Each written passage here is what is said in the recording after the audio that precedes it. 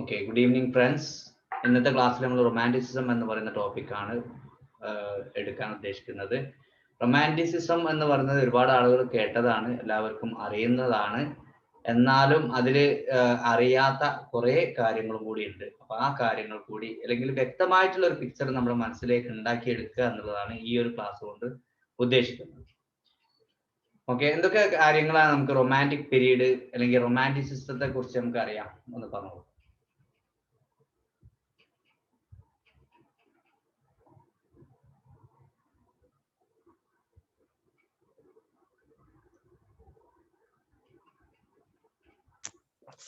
Sir, ഇതൊരു movement ആണ്. Yes. പിന്നെ romanticism it is A reaction against neo classicism. Yes. പിന്നെ ഇത് റൊമാൻറ്റിക് ഏജ് ഏതൊക്കെയാണ്? 3 ഒപ്പീനിയൻസ് എന്ന് സാർ കഴിഞ്ഞ ക്ലാസ്സിൽ പറഞ്ഞു. 1798, 1789, 1785 മൂന്നും. ഓക്കെ, ഈ ഏജിലൊക്കെ പ്രത്യേകത എന്താ? 1798ന്റെ പ്രത്യേകത എന്താ? Lyrical ballads. പബ്ലിഷ് ചെയ്തത്. 1789 ഫ്രഞ്ച് റെവല്യൂഷൻ. ഓക്കെ, പിന്നെ 1785 ഏജ് ഓഫ് സെൻസിബിലിറ്റി. ഓക്കെ, ഈ ഒരു കാലഘട്ടത്തിലാണ് തുടങ്ങിയത് എന്നാണ്. അത് അവസാനിച്ചതോ? അവസാനിച്ചത് 1832 അല്ലെങ്കിൽ 1832. 1832 പ്രത്യേകത എന്താ? 1832ലാണ് റീഫോം ബിൽ പാസ് ചെയ്തത്. പിന്നെ വിക്ടോറിയൻ ഏജ് സ്റ്റാർട്ട് ചെയ്തത് 1832. 1830 മറ്റൊരു പ്രത്യേകത ഉണ്ടല്ലോ, എന്താ? വാൾട്ടർ സ്കോട്ട് അന്തരിച്ച വർഷമാണ് 1830 എന്ന് പറയുന്നത്, അല്ലെ? അപ്പൊ ഈ 2 വർഷങ്ങളാണ് 1830 അല്ലെങ്കിൽ 1832. ഈ വർഷങ്ങളിലാണ് ഈ റൊമാൻറ്റിക് പീരീഡ് അവസാനിക്കുന്നതും വിക്ടോറിയൻ ഏജ് തുടങ്ങുന്നതും എന്ന് പറയപ്പെടുന്നു. നമുക്ക് റൗണ്ടായിട്ട് കൂടുതലായിട്ട് പിന്നെ പറയപ്പെടുന്നത് 1832 ആണ്. അപ്പൊ അതെടുക്കാം. പിന്നെന്താ നമുക്കറിയാം? ഇതെന്താണ്? What is the difference between neo classicism and romanticism? What is the difference? എന്താ പറയാൻ പറ്റുക? എന്തായിരുന്നു നമ്മൾ നിയോ ക്ലാസിസത്തിൽ പഠിച്ചത്? ഏതായിരുന്നു കാലഘട്ടം? നിയോ ക്ലാസിക്കൽ കാലഘട്ടം എന്ന് ആർക്കും പറയാട്ടോ. ജസ്റ്റ് ഒന്ന് ഒരു ചെറിയൊരു ഇന്ററാക്ഷൻ ഉണ്ടാക്കിയിട്ട് നമ്മൾ പറയുന്ന സമയത്ത് കുറച്ചും കൂടി ഒരു എന്താണ് ഇൻട്രസ്റ്റ് ഉണ്ടാവും. അതുകൊണ്ടാണ് ഞാൻ പറഞ്ഞത്. ഏതാണ് ഏജ്? നമ്മുടെ നിയോ ക്ലാസിക്കൽ ഏജ് എന്നറിയപ്പെടുന്നത് ഏത് വർഷം മുതൽ ഏത് വർഷം വരെയാണ്? 1660 to 1798. ഓക്കെ, അപ്പൊ ബ്രോഡ്ലി എത്ര വർഷമാണത് ടോട്ടലായിട്ട്? 140 വർഷമാണ്, അല്ലെ? 140 വർഷമാണ്. 1660 മുതൽ പിന്നെ നമ്മുടെ ശരിക്കും 1798 അല്ലെങ്കിൽ 1800 വരെയാണ് എന്ന് പറയാം. പിന്നെ അതില് നിയോ ക്ലാസിക്കൽ ഏജിന്റെ പ്രത്യേകത എന്തായിരുന്നു? Followed certain kinds of rules. പിന്നെ conventions, traditions.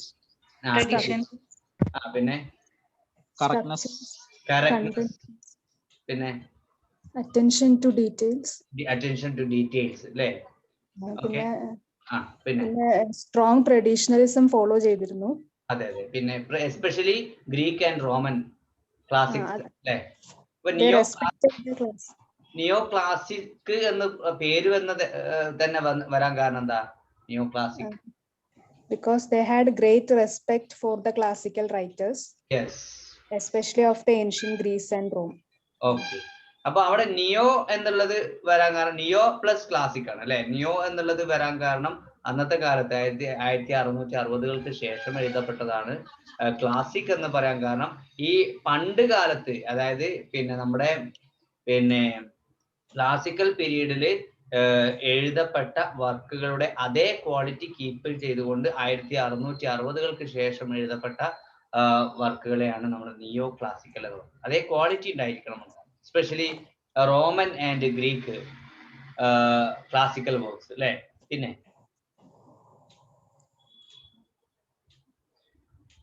ഓക്കെ, നിയോ ക്ലാസിക്കൽ പീരീഡ് അവസാനിക്കുന്നത് ഏത് വർഷമാണെന്ന് പറഞ്ഞത്?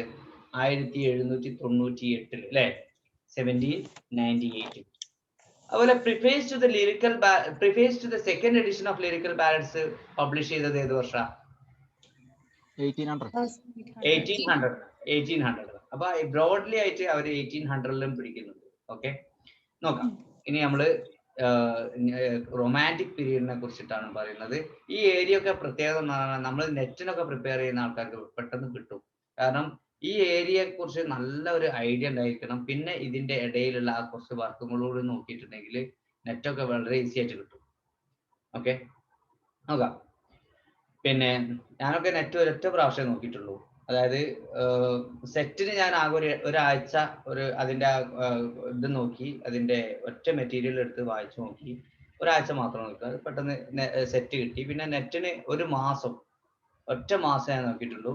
ആ മാസത്തിൽ ഞാൻ നോക്കിയ കാര്യങ്ങൾ എന്ന് പറഞ്ഞിട്ടുണ്ടെങ്കിൽ ഈ ഓരോ age, romantic age, Victorian age, അതുപോലെ തന്നെ പിന്നെ മോഡേൺ ഏജ്, ഈ 3 ഏജുകൾ വളരെ വ്യക്തമായിട്ട് നോക്കി. അതിന്റെ ഇടയിൽ ഈ എഡ്വാർഡ് ആൽബർട്ടിന്റെ ഹിസ്റ്ററി ഓഫ് ഇംഗ്ലീഷ് ലിറ്ററേച്ചർ എന്ന് പറയുന്ന ഒരു വർക്ക് എടുത്തു. അതിലുള്ള പ്രത്യേക വർക്കുകൾ നോക്കി. പിന്നെ എന്താണ് മോസ്റ്റ് ഫേമസ് 100 നോവൽസ്, ആ 100 നോവൽസിന്റെ ജസ്റ്റ് സമ്മറി നോക്കി. വെറുതെ അങ്ങനെ ജസ്റ്റ് ഒന്ന് നോക്കി, ഒരു മാസം നോക്കിയിട്ടുള്ളൂ. പോയിട്ട് പരീക്ഷ എഴുതിയത് നോക്കുമ്പോൾ 56 ആണ് ജയറാപ്പിന്, എനിക്ക് 52 ഉണ്ട്. ഓക്കെ, അന്ന് ഞങ്ങൾക്ക് 48 മതിയായിരുന്നു നമ്മുടെ പിന്നെ OBCക്ക്. അപ്പോൾ നെറ്റ് കിട്ടി, ജയറാപ്പിന് 4. അപ്പൊ ജസ്റ്റ് വെറുതെ ഒരു മാസം നോക്കിയിട്ട് വെറുതെ പോയിട്ട് എഴുതിയതിന് അങ്ങനെ കിട്ടി. അപ്പം ഞാൻ പറഞ്ഞത് എന്താ വെച്ചാൽ ഈ ഒരു ഏജുകൾ നല്ലോണം നോക്കുക.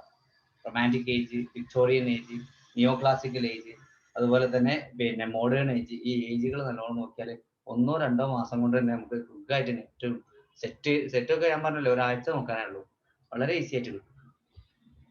യെസ്, അപ്പോൾ നമുക്ക് ആദ്യം നിയോ ക്ലാസിക്കൽ ഏജിന്റെ ഒരു ഐഡിയ നമുക്കുണ്ട് കഴിഞ്ഞ ക്ലാസ്സിൽ എടുത്തത് കൊണ്ട്. അതിന്റെ തുടർച്ചയായിട്ടാണ് റൊമാൻറ്റിക് പീരീഡ് വരുന്നത് 1798. ഓക്കെ, 1798-ലാണ് റൊമാൻറ്റിക് ഏജ് വരുന്നത്. നമുക്കറിയാം 3 പിന്നെ എന്താണ് രൂപത്തിലാണ് അത് പറയപ്പെടുന്നത്. ഫ്രഞ്ച് റവല്യൂഷന്റെ അത് മുതൽ, അതായത് 1789 പിന്നെ 1789 മുതൽ ഈ പിന്നെ നമ്മുടെ റൊമാൻറ്റിക് പീരീഡ് തുടങ്ങി എന്ന് പറയപ്പെടുന്നു, ഫ്രഞ്ച് റവല്യൂഷന്റെ കാലഘട്ടം. അതുപോലെ 1785 ഏജ് ഓഫ് സെൻസിബിലിറ്റി ആണ്. അപ്പൊ അത് മുതൽ റൊമാൻറ്റിക് ഏജ് തുടങ്ങി എന്ന് പറയപ്പെടുന്നു. അതുപോലെ 1798 പബ്ലിക്കേഷൻ ഓഫ് ലിറിക്കൽ ബാലൻസ്. അപ്പൊ അങ്ങനെ 3 വാദങ്ങളാണ് ഇതിലുള്ളത് റൊമാൻറ്റിക് ഏജിനെ കുറിച്ചിട്ട്, അത് തുടക്കം മുതൽ. പക്ഷെ അതിന്റെ അവസാനിക്കുന്നത് 2 വാദങ്ങളാണ്. 1830 ഉണ്ട്, 1832. അതിന്റെ 2 പ്രത്യേകതകൾ നമ്മൾ പറഞ്ഞതാണ്. 1830ന്റെ പ്രത്യേകത എന്ന് പറഞ്ഞാൽ വാൾട്ടർ സ്കോട്ട് മരിച്ച വർഷമാണ് 1830 എന്ന് പറഞ്ഞത്. നമ്മൾ അന്ന് പറഞ്ഞിരുന്നു, നമ്മളെ വുമൻസ് റൈറ്റിംഗ് പറഞ്ഞ സമയത്ത് ഓർമ്മ ഉണ്ടോ നിങ്ങൾക്ക്? ഒരാള് അന്തരിച്ച വർഷം കണക്കാക്കിയിട്ടാണ് അവരൊരു കാലഘട്ടം പറയുന്നത്. ഏതാണത്? George Eliot. ഏത് വർഷമാണെന്ന് അറിയാം? 1818 അല്ലേ? 1840 മുതൽ 1880 വരെയാണ്. പിന്നെ 1880 മുതൽ 1920 വരെയാണ്. 1920 മുതൽ പിന്നെ ഇതുവരെയുള്ള കാലഘട്ടം. അപ്പൊ 1880 ആണ് അല്ലെ അന്ന് പറഞ്ഞിരുന്നത് നമ്മുടെ ജോർജ് എലിയറ്റ് മരിച്ച വർഷം, അന്തരിച്ച വർഷം. അപ്പൊ ഓരോ പ്രധാനപ്പെട്ട വ്യക്തികൾ മരിച്ച വർഷം കണക്കാക്കിക്കൊണ്ട് ഒരു ഏജിനെ അവിടെ ബ്രേക്ക് ചെയ്യാറുണ്ട്. അപ്പൊ അതേപോലെ വാൾട്ടർ സ്കോട്ട് മരിച്ച വർഷം കണക്കാക്കിക്കൊണ്ട് 1830 അവർ പറഞ്ഞു. അതേപോലെ തന്നെ കുറച്ചും കൂടി 2 വർഷം കൂടി കഴിഞ്ഞിട്ട് റിഫോം ബില്ല് പാസ്സാക്കിയ വർഷം 1832 ആണ്.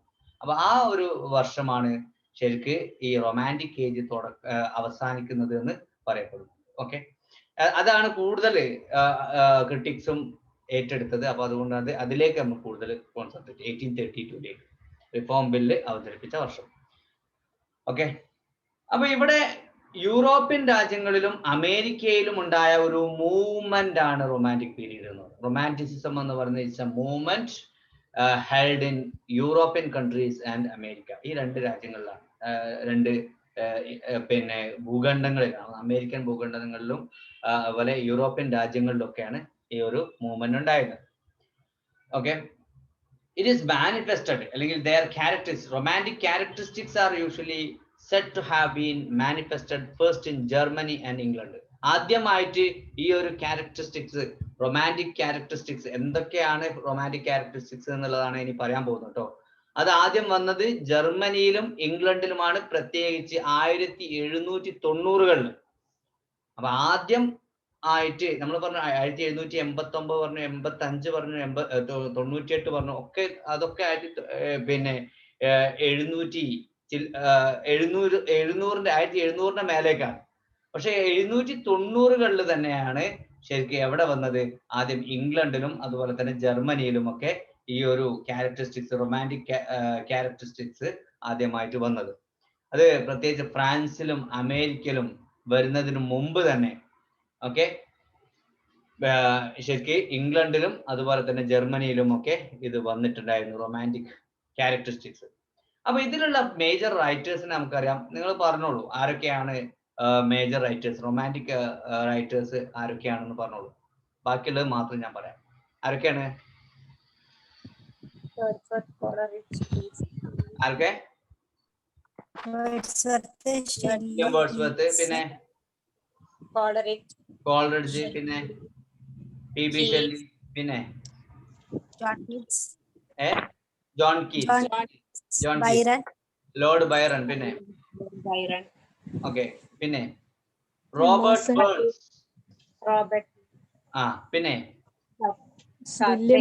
സദേ, പിന്നെ വില്യം ബ്ലേക്ക് ഒക്കെ ഏർലി റൊമാൻറ്റിക് ആണ് കേട്ടോ, ഏർലി റൊമാൻറ്റിക് ആണ്. പിന്നെ transitional poets William transitional poet ആണ്. പിന്നെ ചാൾസ് ലാംബ് ഒക്കെ ഏർലി പോയറ്റ് ആണ് അല്ലെ, ഏർലി റൊമാൻറ്റിക് പോയറ്റ് ആണ്. പിന്നെ വാൾട്ടർ സാവേജ് ലാൻഡർ എന്ന് പറഞ്ഞ ഒരാളെയും കൂടി അതിൽ ഉൾപ്പെടുത്തിയാൽ മതി. ബാക്കിയുള്ള ഒക്കെ നിങ്ങൾ പറഞ്ഞു. ഓക്കെ, വാൾട്ടർ സാവേജ് ലാൻഡർ എന്ന് പറയുന്ന ഒരാളും കൂടി അതിലുണ്ട്. ആ ആളൊക്കെയാണ് ചിലപ്പോൾ നെറ്റിന് ചോദിക്കാം. വാൾട്ടർ സാവേജ് ലാൻഡർ എന്ന് പറയുന്ന ഒരാളെയും കൂടി നിങ്ങൾ അതിൽ ഉൾപ്പെടുത്തുക. Walter savage lander. ഏതാ, ആരാണ്? ജെയിൻ ഓസ്റ്റൻ ഇതിൽ വരുന്നില്ലല്ലോ അല്ലെ, റൊമാൻറ്റിക് റൈറ്റർ ആയിട്ട് നമ്മള് ഇതിൽ പറയുന്നില്ല ജെയിൻ ഓസ്റ്റൻ. അവര് ശരിക്കും ഒരു കൺഫേം ആക്കിയിട്ട് പറയാം, അതാ നല്ലത്. ഓക്കെ, ഞാൻ പറഞ്ഞിട്ടുണ്ടെങ്കിൽ ഇനി തെറ്റണ്ട. ജെയിൻ ഓസ്റ്റന്റെ ഏതൊരു വർക്ക്, മാൻസ്ഫീൽഡ് വർക്കാണോ നമ്മൾ പഠിച്ചിരുന്നത്? ജെയിൻ ഓസ്റ്റൻ പ്രധാനപ്പെട്ട റൈറ്റർ എന്താണ്? Hello, Pride and Prejudice Jane Austen ആണ് അല്ലെ. ഓക്കെ, അപ്പൊ അത് ഏത് കാലഘട്ടത്തിലുള്ളതാണെന്ന് ഞാൻ പറഞ്ഞുതരാം കേട്ടോ. ഞാൻ പിന്നെ കറക്റ്റ് ആയിട്ട് അറിയാതെ പറഞ്ഞാൽ അത് തെറ്റിക്കും.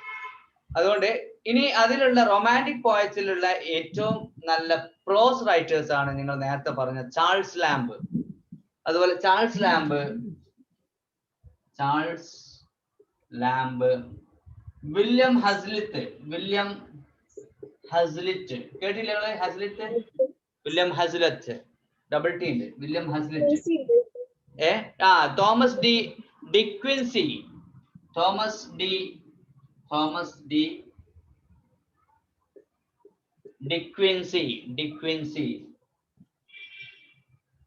അല്ലെങ്കിൽ തോമസ് ഡി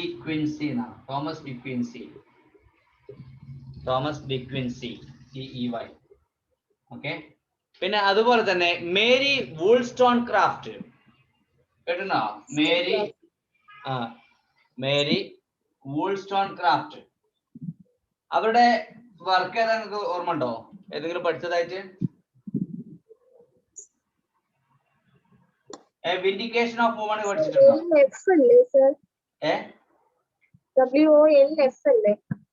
വൂൾസ്റ്റോൺക്രാഫ്റ്റ്, WOLL, വൂൾസ്റ്റോൺ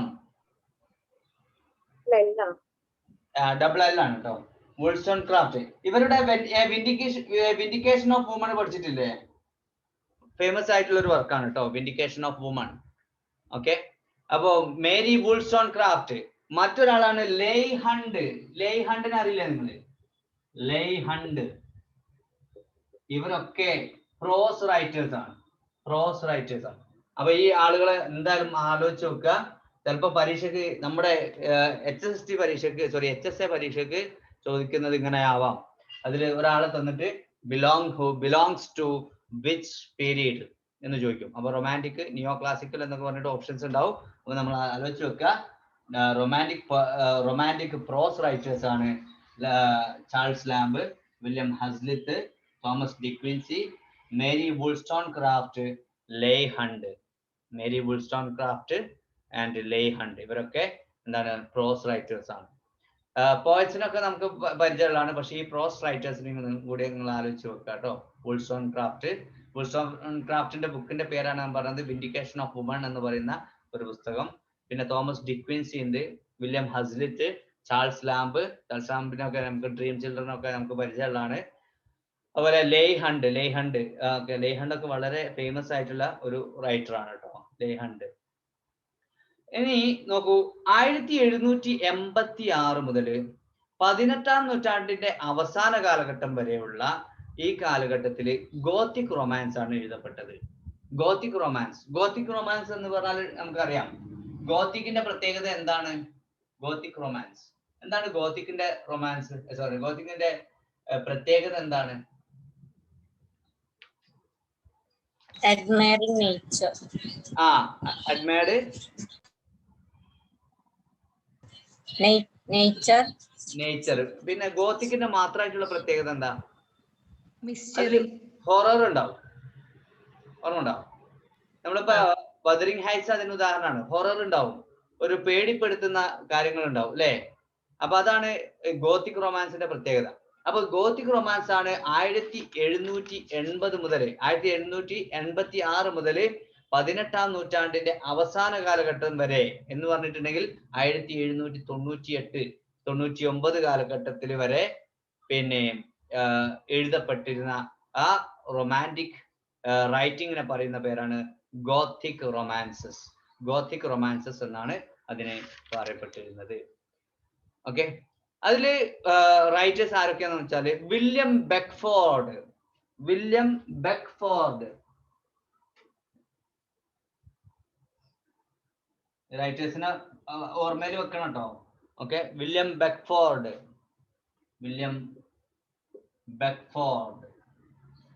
പിന്നെ ആരാണ്? മാത്യു ഗ്രിഗറി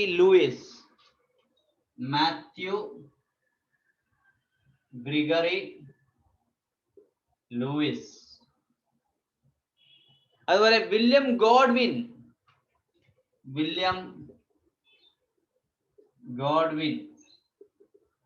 അതേപോലെ തന്നെ ആൻ റാഡ്ക്ലിഫ്. ഈ ആൻ റാഡ്ക്ലിഫ് ഒക്കെ ഫേമസ് ആയിട്ടുള്ള റൈറ്റർ ആണ് കേട്ടോ. ഓക്കെ, ആൻ റാഡ്ക്ലിഫ് നമ്മള് പിന്നെ കൂടുതലായിട്ട് അവരെ കുറിച്ച് ചർച്ച ചെയ്തിട്ടില്ല എന്ന് മാത്രമേ ഉള്ളൂ.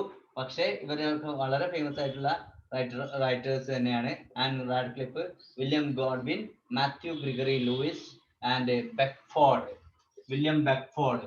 ഓക്കെ, ഇവരൊക്കെ ഫേമസ് ആയിട്ടുള്ള റൈറ്റേഴ്സ് ആണ്.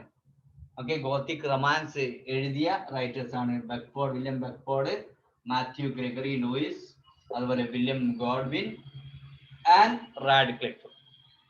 ഓക്കെ, ഇവരൊക്കെ വളരെ ഫേമസ് ആയിട്ടുള്ള ഗോത്തിക് റൊമാൻസ് എഴുതിയ ആളുകളാണ്. Okay, on the other hand 1830 മുതൽ 1865 വരെ ഉള്ള കാലഘട്ടം എന്ന് പറയുന്നത് this is the era of Emerson. അത് അമേരിക്കൻ റൊമാൻറ്റിസിസം. ഇതൊക്കെ നമ്മൾ പറഞ്ഞത് ബ്രിട്ടീഷ് റൊമാൻറ്റിസിസം ആണ്. ബെക്ക്ഫോർഡിനെയും മാത്യു ഗ്രിഗറി ലൂയിസിനെയും വില്യം ഗോഡ്വിനെയും ആൻ റാഡ്ക്ലിഫിനെയും ഒക്കെ ഈ ബ്രിട്ടീഷ് റൊമാൻറ്റിസിസം ആണ്. അത് ആദ്യം പറഞ്ഞു ഇംഗ്ലണ്ടിലും അതുപോലെ യൂറോപ്യൻ രാജ്യങ്ങളിലും ഒക്കെയാണ് ആദ്യമായി റൊമാൻറ്റിസിസം വരുന്നത്. അവസാന കാലഘട്ടത്തിലേക്കാണ് പിന്നീട് അമേരിക്കയിലൊക്കെ റൊമാൻറ്റിസിസം വരുന്നത്. അത് പ്രത്യേകിച്ച് 1830 മുതൽ 1865 വരെയുള്ള കാലഘട്ടത്തിലാണ് അമേരിക്കയിൽ റൊമാൻറ്റിസിസം വരുന്നത്. ഓക്കെ, ഇത് വളരെ ഇമ്പോർട്ടന്റ് ആയിട്ടുള്ള വർഷമാണ്. 1830 മുതൽ 1865 വരെയുള്ള കാലഘട്ടമാണ് അമേരിക്കയിൽ റൊമാൻറ്റിസിസം വരുന്നത്. പക്ഷേ ഇവിടെ നോക്കണം, 1832 എവിടെ റൊമാൻറ്റിസിസം അവസാനിക്കുന്നുണ്ട്? ബ്രിട്ടീഷ് റൊമാൻറ്റിസിസം അവസാനിക്കുന്നുണ്ട്. പക്ഷെ ഇവിടെ അമേരിക്കയിൽ റൊമാൻറ്റിസം വരുന്നത് 1830 മുതൽ 1865 വരെയുള്ള ഏകദേശം ഇവിടെ അവസാനിച്ചിട്ടാണ് അവിടെ മറ്റോടത്ത് തുടങ്ങുന്നത്. എവിടെ? അമേരിക്കയിൽ തുടങ്ങുന്നത്. അപ്പൊ വ്യത്യാസമുണ്ട്. 1865 വരെ ഉള്ള കാലമാണ് ഇറ ഓഫ് എമേഴ്സൺ, അതുപോലെ തോറോ, എഡ്ഗർ അലൻ പോ, പിന്നെ ഹെർമൻ മെൽവിൽ, അതുപോലെ നഥാനിയൽ ഹോത്തോൺ, ഇവരൊക്കെയാണ് അമേരിക്കൻ റൊമാൻറ്റിക് പീരീഡിലെ മേജർ റൈറ്റേഴ്സ്. നമുക്ക് അറിയുന്നതാണ്, പേര് എഴുതേണ്ട ആവശ്യം ഉണ്ടാവില്ല.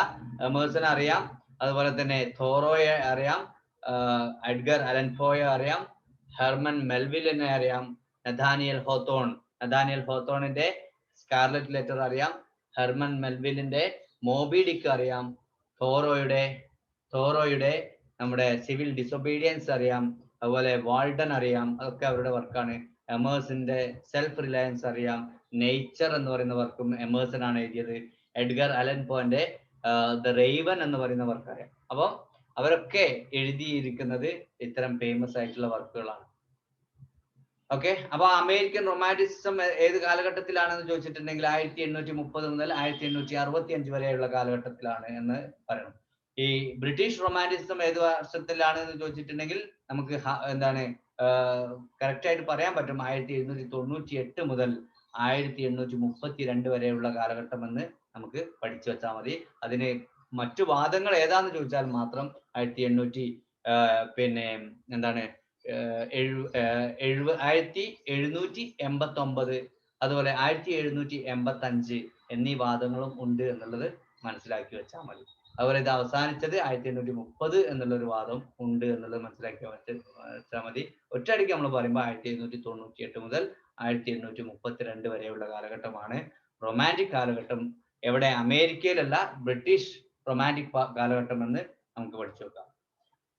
ഓക്കെ, എന്തൊക്കെയാണ് അമേരിക്കയില് റൊമാൻറ്റിക് പീരീഡിന്റെ പ്രത്യേകതകൾ എന്നുള്ളതാണ് ഇനി നമ്മൾ നോക്കുന്നത്. ഇതാണ് നമുക്ക് വളരെ കാര്യമായിട്ട് മനസ്സിലാക്കി വെക്കുന്നത്. മറ്റുള്ളവർക്ക് എല്ലാവർക്കും കിട്ടും, പക്ഷെ ഈ കാര്യങ്ങൾ വ്യക്തമായിട്ട് മനസ്സിലാകും. എന്താണ് നിയോ ക്ലാസിസിസം എന്നുള്ളത് നമ്മൾ ഓൾറെഡി പഠിച്ചതാണ്. അപ്പൊ അതിൽ നിന്ന് എന്തൊക്കെ വ്യത്യാസങ്ങളാണ് റൊമാൻറ്റിക് പീരീഡിന് ഉണ്ടായിരുന്നത്, എന്താണ് റൊമാൻറ്റിക് പീരീഡ് എന്നുള്ള കാര്യങ്ങളാണ് നമ്മൾ നോക്കുന്നത്. ഇവരെന്താ ചെയ്തത്? Innovation over traditionalism in the materials, forms and style of literature. ഇവർ എവിടെയൊക്കെയാണ് പരിഷ്കാരങ്ങൾ വരുത്തിയത്? Materials, forms and style of literature. ലിറ്ററേച്ചറിന്റെ മെറ്റീരിയൽസ്, ഇവിടെ മെറ്റീരിയൽസ് എന്നതുകൊണ്ട് ഉദ്ദേശിക്കുന്നത് സബ്ജക്റ്റ് മാറ്റർ അല്ലെ? Materials, forms and style. ഈ ലിറ്ററേച്ചറിൽ നമ്മൾ കവിതയായാലും കഥയായാലും അതുപോലെ നാടകമായാലും നോവലായാലും അതിന്റെ മെറ്റീരിയലിലൊക്കെ വ്യത്യാസങ്ങൾ വരുത്താൻ മതി. ഇന്നോവേഷൻ, പുതുമ കൊണ്ടുവരാൻ തുടങ്ങി. അതിന്റെ രൂപത്തിലും ഭാവത്തിലും അതിന്റെ സ്റ്റൈലിലും ഒക്കെ ഒരു പുതുമ കൊണ്ടുവരാൻ തുടങ്ങി. 1800 preface to the second edition of lyrical ballads publish ചെയ്തു എന്ന് നമുക്കറിയാം. So it was written by ആരാണ്? വില്യം വേർഡ്സ്വർത്തും സാമുവൽ ടൈലർ കോൾറിഡ്ജും കൂടിയാണ്. Okay, it was considered as a poetic manifesto. William വേർഡ്സ്വർത്തിന്റെയും അതുപോലെ തന്നെ കോൾറിഡ്ജിന്റെയും ഈ ഒരു വർക്കിനെ it is considered as the poetic manifesto. Poetic manifesto ആയിട്ടാണ് അറിയപ്പെടുന്നത്. എന്തുകൊണ്ട്? കമ്മ്യൂണിസ്റ്റ് മാനിഫെസ്റ്റോ എന്ന് അറിയപ്പെടുന്നില്ലേ? ആ കമ്മ്യൂണിസ്റ്റ് മാനിഫെസ്റ്റോയിലാണ് കമ്മ്യൂണിസത്തെ കുറിച്ചുള്ള എല്ലാ കാര്യങ്ങളും എഴുതിയിട്ടുണ്ടാവുക, അതിന്റെ റൂൾസ് ആൻഡ് റെഗുലേഷൻ. അതുപോലെ തന്നെ പോയറ്റിക് മാനിഫെസ്റ്റോ എന്ന് ഇത് പറയാൻ കാരണം റൊമാൻറ്റിസിസത്തെ കുറിച്ചുള്ള അല്ലെങ്കിൽ റൊമാൻറ്റിക് പോയട്രിയെ കുറിച്ചുള്ള എല്ലാവിധ റൂൾസ് ആൻഡ് റെഗുലേഷൻസും ഈ preface to the second edition of lyrical ബാലഡ്സിൽ എഴുതിയിട്ടുണ്ടായിരുന്നു 1800. അപ്പൊ അതുകൊണ്ടാണ് ഇതിനെ പോയറ്റിക് മാനിഫെസ്റ്റോ എന്ന് വിളിച്ചത്. Or a statement of revolutionary aims in which he denounced the upper class subjects and the poetic diction of the preceding century. അപ്പൊ അതിൽ ആദ്യമായിട്ട് ഇദ്ദേഹം ഡിനൗൺസ് എന്ന് പറഞ്ഞാൽ എതിർക്കുക എന്നുള്ളതാണ്. ആദ്യമായിട്ട് ഇദ്ദേഹം എതിർക്കുന്നത് upper class subjects, royal subjects. അന്ന് നിയോ ക്ലാസിക്കൽ പിന്നെ പീരീഡ് പറഞ്ഞ സമയത്ത് നമ്മൾ പറഞ്ഞിരുന്നു അവർ ഏറ്റവും കൂടുതൽ പ്രാധാന്യം കൊടുത്തിരുന്നത് അപ്പർ ക്ലാസ് സബ്ജക്റ്റിനാണ്, റോയൽ സബ്ജക്റ്റിനാണ്. നമ്മുടെ സാധാരണക്കാരന്റെ ജീവിതത്തെ കുറിച്ച് അവർ എഴുതിയില്ല. കാരണം സാധാരണക്കാരന്റെ ജീവിതം മോശമായിട്ടാണ് അവർ കരുതിയിരുന്നത്. അപ്പൊ അതുകൊണ്ട് അതിനെ കുറിച്ച് എഴുതിയിട്ടില്ല. എലിവേറ്റഡ് സബ്ജക്റ്റിനെ കുറിച്ച് മാത്രമേ അവർ എഴുതിയിട്ടുള്ളൂ. അപ്പൊ അതുകൊണ്ട് തന്നെ അപ്പർ ക്ലാസ് സബ്ജക്ട്സിനെ ഇവർ ഡിനൗൺസ് ചെയ്തു, എതിർക്കുകയാണ് ചെയ്തത് ആര്? Romantic period. And the poetic diction of the preceding, അതായത് പോയറ്റിക് ഡിക്ഷൻ എന്ന് പറഞ്ഞാൽ പോയറ്റിക് വേർഡ്സ് ആണ്, വാക്കുകൾ, കവിതയിൽ ഉപയോഗിക്കുന്ന വാക്കുകൾ, അതിനെയും ഇവർ എതിർത്തു. അപ്പൊ നിയോ ക്ലാസിക്കൽ റൈറ്റേഴ്സ് പറയുന്നത് ഏറ്റവും നല്ല, ഏറ്റവും സ്യൂട്ടബിൾ ആയിട്ടുള്ള, കറക്റ്റ് ആയിട്ടുള്ള, ആപ്റ്റ് ആയിട്ടുള്ള വാക്കുകൾ മാത്രമേ കവിതയിൽ ഉപയോഗിക്കാൻ പാടുള്ളൂ എന്ന് പറഞ്ഞിരുന്നു നിയോ ക്ലാസിക്കൽ. അപ്പൊ അതിനെ എതിർത്തുകൊണ്ട് അങ്ങനെയല്ല, ഓക്കെ, അങ്ങനെയല്ല വാക്കുകൾ ഉപയോഗിക്കേണ്ടത്, എന്താണ്, സാധാരണക്കാരന്റെ വാക്കുകളും കവിതയിൽ ഉപയോഗിക്കാം എന്ന് കാണിച്ചു കൊടുത്ത ആളുകളാണ് റൊമാൻറ്റിക് റൈറ്റേഴ്സ്. അപ്പൊ പോയറ്റിക് ഡിക്ഷൻ എന്നുള്ളത് ഇമ്പോർട്ടന്റ് ആണ്. And upper class subjects, they denounced the poetic diction and upper class subjects of neoclassical writers. Okay, so they denounced എന്നുള്ള വിട്ടുപോയത്, അപ്പം അർത്ഥം മാറി. Denounced the poetic diction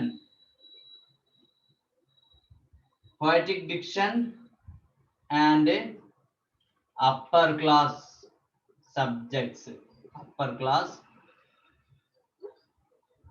subjects.